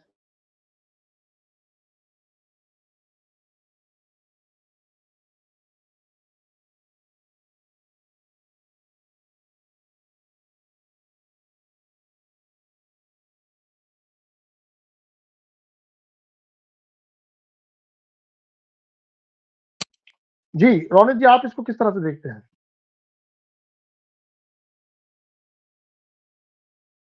सबसे बड़ी बात तो ये है कि ना इसमें प्रमोशन होगा, पैसा कंसर्न नहीं है। यहाँ पे अगर पैसा की बात आती है तो 3 लोगों से भी अगर हम रिकवर करना चाहें 150 रुपए लेंगे तो भी रिकवर हो जाएगा। लेकिन मेन बात ये है कि प्रमोशन होगा। अब तो 3 लोग आए जी जी हैं, हो सकता है कि उसमें एक को भी बहुत अच्छे से समझ में आ जाएगी वो जी जी बात, जी तो वो फिर नेक्स्ट 3 बंदों को लेके आएगा और ऐसे एक हम्म, चेन बनती रहेगी। और हमारी जो कम्युनिटी है इस तरह के लोगों की जो हाँ सोच की लोग हैं ना, जितने ज्यादा होंगे उतना हम यस उस ताकत को कमजोर कर पाएंगे। यस बहुत यस अच्छा यस। मॉडल है। देखिए, कुल कुल कहने का मतलब ये है कि ये 500 रुपए आप दे रहे हैं।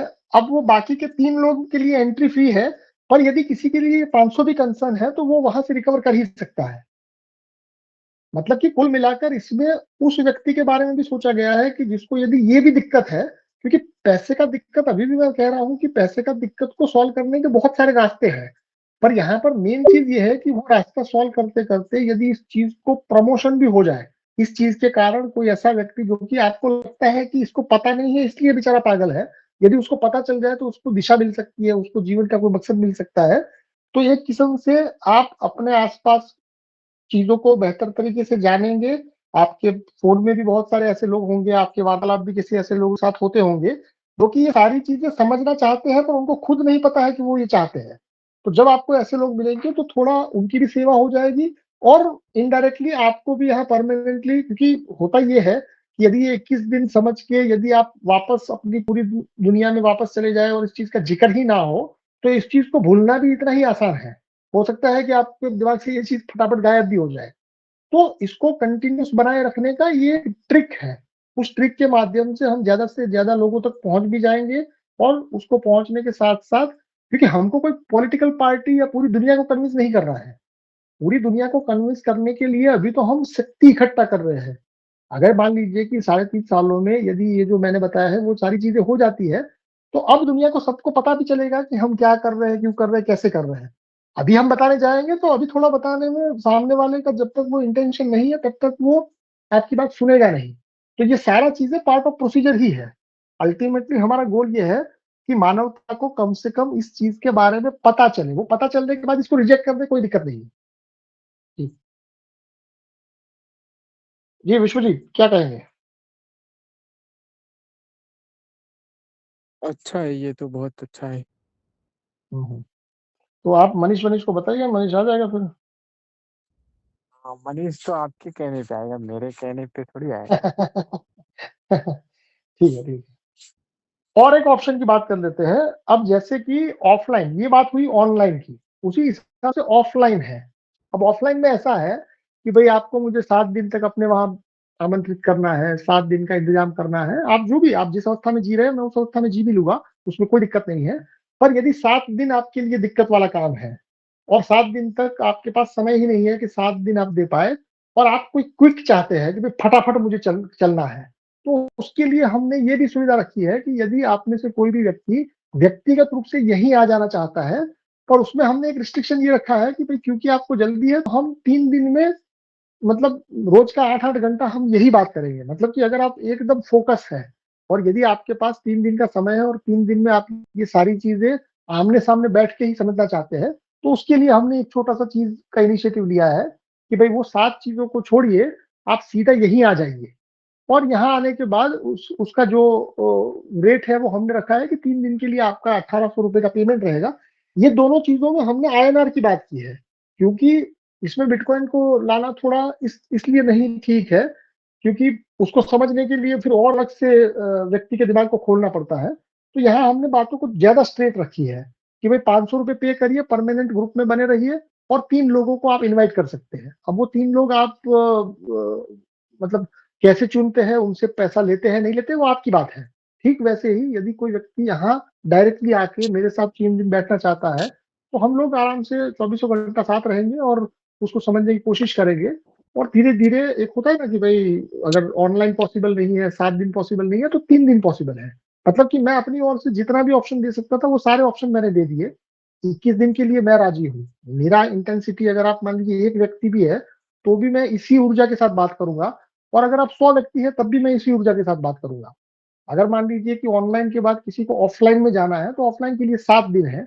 अगर मान लीजिए ऑफलाइन के 7 दिन भी किसी के पास नहीं है और ऑनलाइन के 21 दिन भी किसी के पास नहीं है, तो हमने उसका एक सॉल्यूशन जैसे निकाला है कि आप चाहे तो 3 दिन तक आप यहाँ आ सकते हैं और 3 दिन में ये सारी चीजें समझ के फिर आप अपने रास्ते पे चल सकते हैं।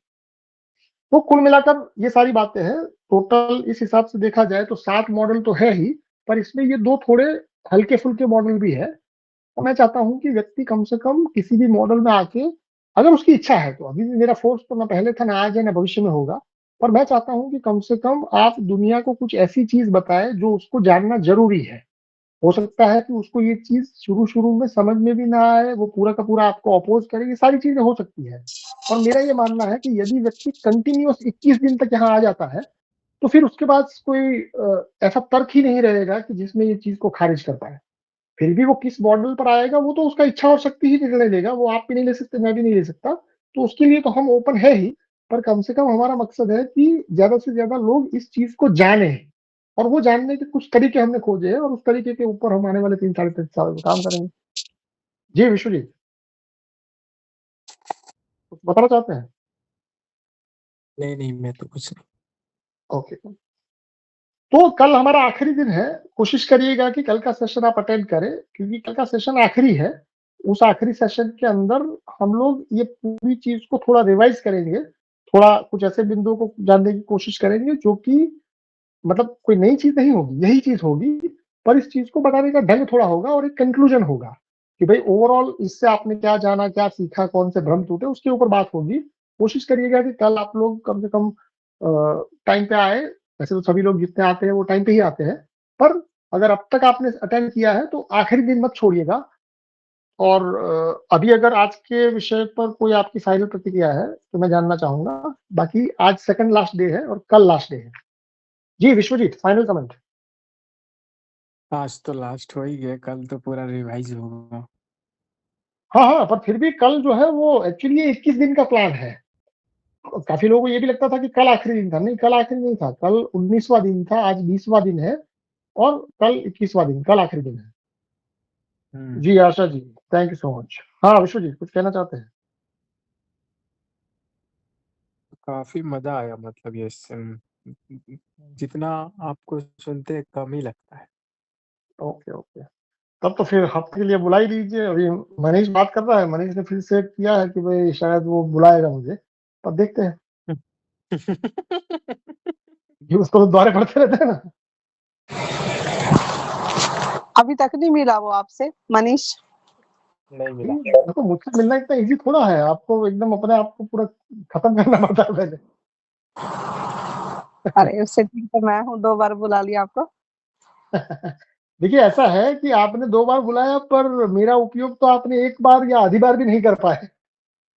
कोई बात नहीं, जरूरी नहीं है उपयोग करना चाहिए चीज का। हाँ, हाँ, ठीक है। मैं वही कह रहा हूँ कि भई आपने 2 बार बुलाया और 1 बार भी उपयोग नहीं कर पाए, और मनीष पिछले 7 सालों से मुझसे बात कर रहा है, बार-बार सोचता है, पर कहीं न कहीं वो अटक जाता है। ठीक है, वो आप सबका स्वभाव है और उसके ऊपर मेरा कोई कमेंट नहीं है।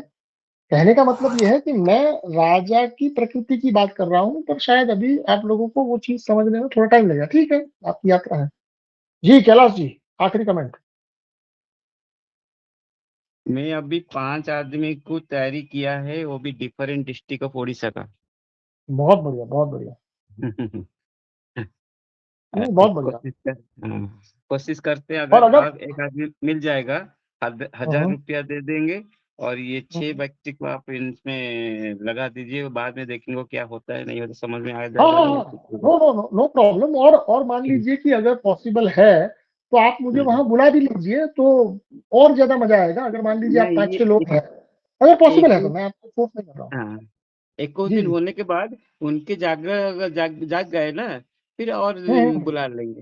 Yes, yes, yes, yes. नहीं, नहीं, स्वागत है, आप सबका स्वागत है। और भई काम ऐसे ही होता है कि जब आपको हम्म, ये हम्म, लगता है, आपको सोसाइटी में ऐसे पॉकेट्स दिखेंगे, ऐसे लोग दिखेंगे। हमारा कोई हम्म, ऐसा नहीं है कि हम पूरे शहर को बदल देंगे, हम पूरे देश को बदल देंगे, उस बात को हम कर ही नहीं रहे हैं।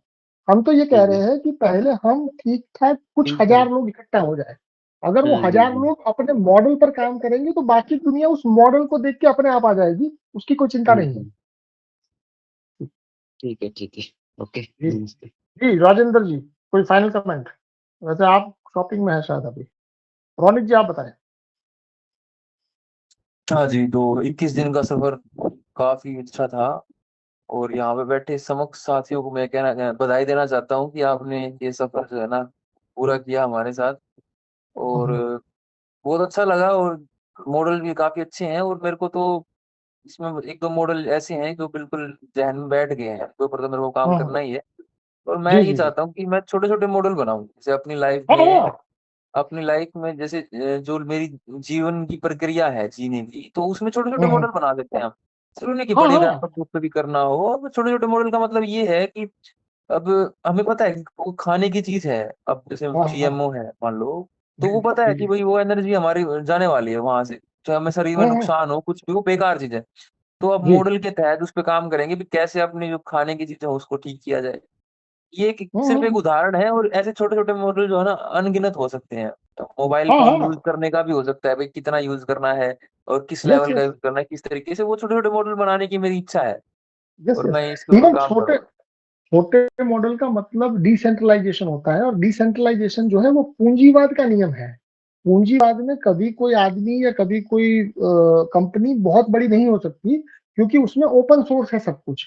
मान लीजिए आपने कोई मॉडल बनाया और आपका मॉडल यदि डिसेंट्रलाइज़ है, मतलब कि आपका कोई लाइसेंस का इश्यू नहीं है, कुछ भी नहीं है, तो आपको देखते-देखते आपका पड़ोसी भी उस मॉडल पर काम करेगा, क्योंकि पूंजीवाद के अंदर एक्चुअल में प्रॉफिट मोटिव नहीं होता।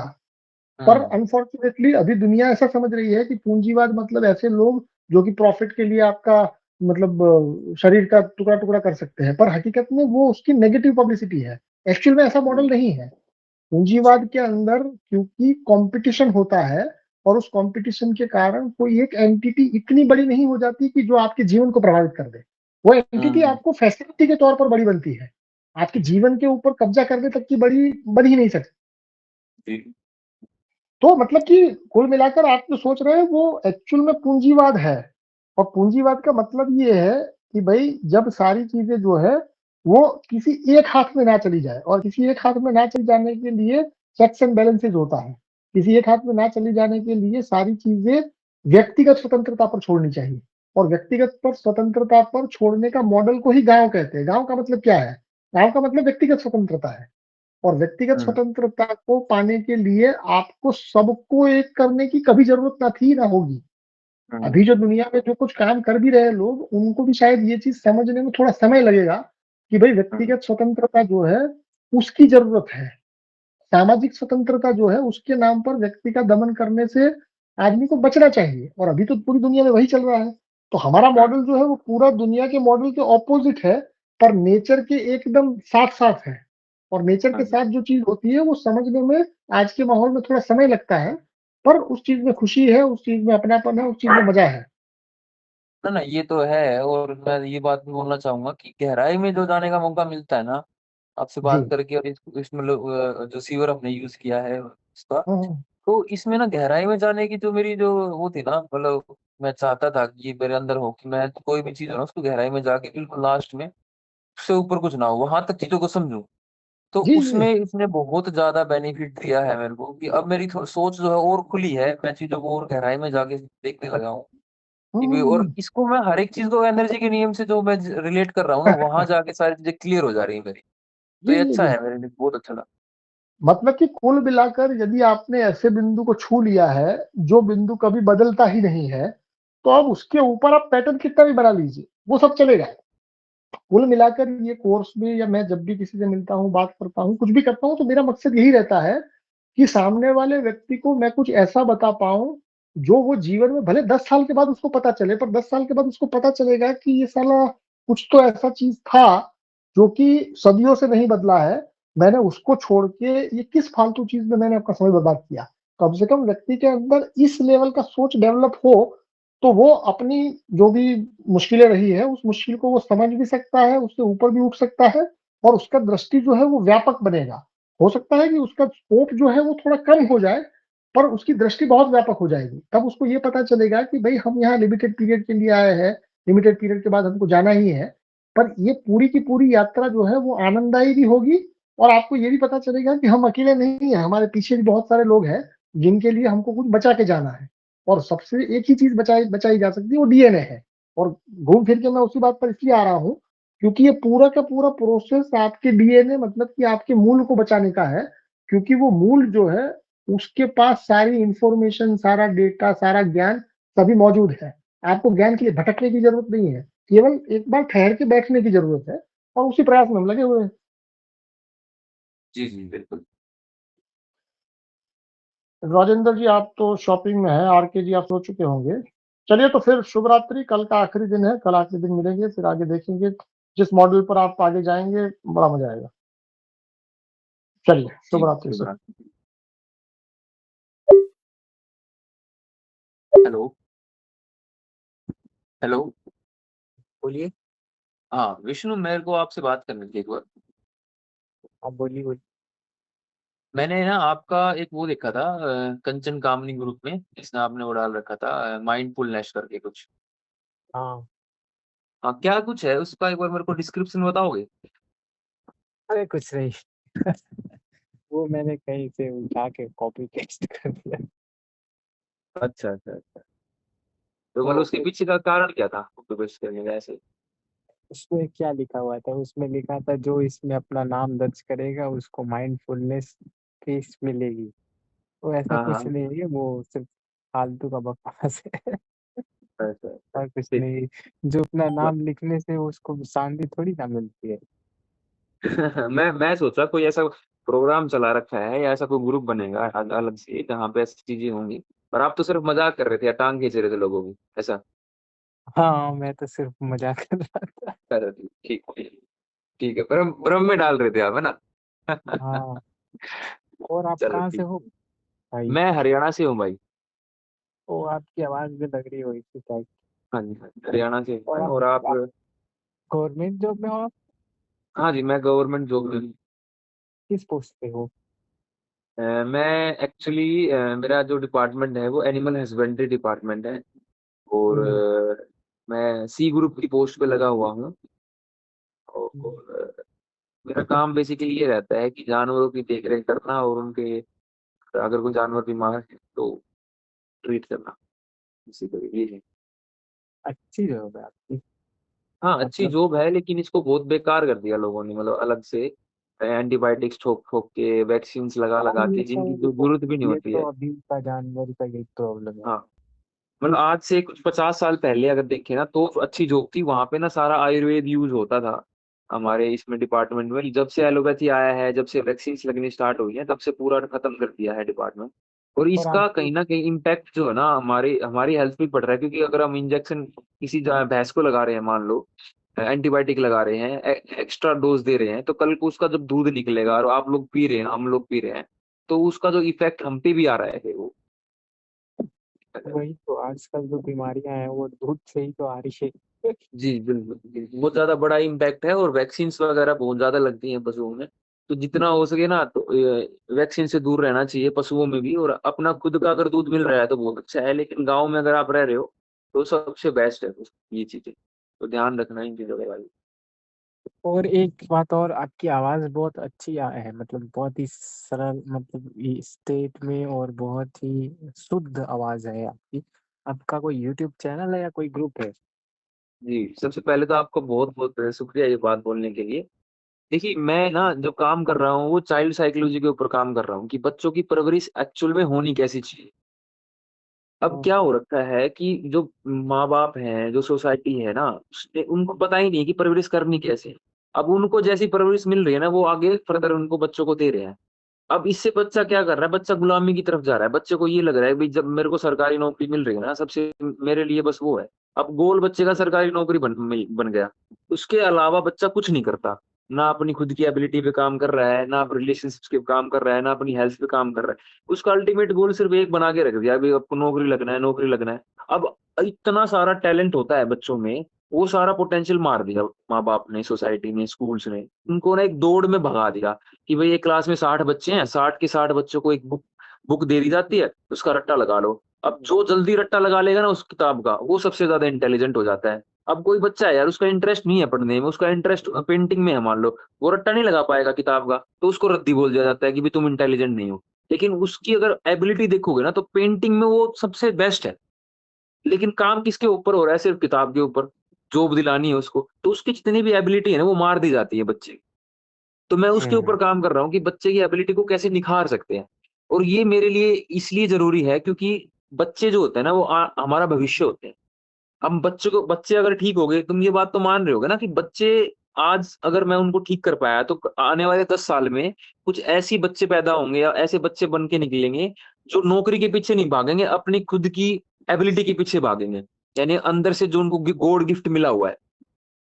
हाँ, और ये जो तो गॉड सही है। गिफ्ट, हाँ, जो गॉड गिफ्ट मिला हुआ, अगर हम उसके ऊपर काम करेंगे ना, तो अल्टीमेट हैप्पीनेस रहेगी हमारे अंदर। क्योंकि हम जिस काम के लिए बने हैं वही कर रहे हैं, तो खुशी रहेगी अंदर। मतलब ऐसा नहीं कि गुलामी की तरफ नहीं भागेंगे, वो एक आजादी की तरफ ही है। या मेरा रास्ता भी वही है, और ओशो सतोशी जी का रास्ता भी वही है ना?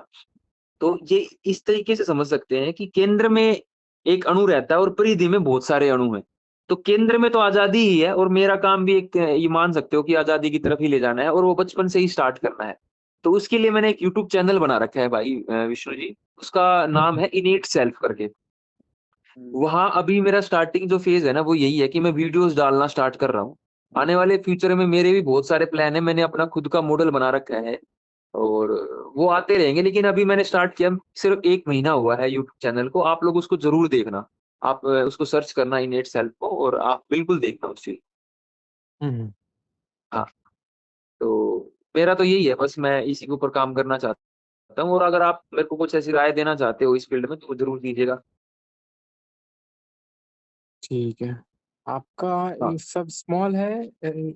कौन सा चैनल है, मतलब सब स्मॉल, इन नहीं, इटसेल्फ? इनेट सेल्फ, इनेट सेल्फ ये मैंने, आप इनेट सेल्फ भरोगे ना, जैसे मेरी प्रोफाइल में लिख रखा है इनेट सेल्फ, इसको हाँ। आप भरोगे ना, तो पूरे यूट्यूब चैनल पे एक ही चैनल मिलेगा आप, मेरा मेरा पहले नंबर पे। ओ, हाँ जी, you same to 9 same. Subscriber है? इंस्टाग्राम पे भी सेम टू सेम ऐसा ही है। आप इंस्टाग्राम चलाते हो तो वहां भी देख सकते सब्सक्राइबर कितना है, 9? हो। 1 मिनट में देखता हूँ, अभी सब्सक्राइबर तो मैंने ध्यान नहीं दिया है। ये एट 28 सेल्फ सब्सक्राइबर हो रखे हैं मेरे। 28? तो ये तो नहीं है। 28 सब्सक्राइबर हैं, देखिए। 96 सब्सक्राइबर, 44। आप है ना, मेरे को मैसेज कर देना अपना चैनल। नहीं, मैं आपके पास लिंक सेंड कर दूंगा भाई, कोई दिक्कत नहीं। ठीक है, मेरे जो यूट्यूब चैनल उसका लिंक प्रोवाइड करवा दूंगा हम आपको।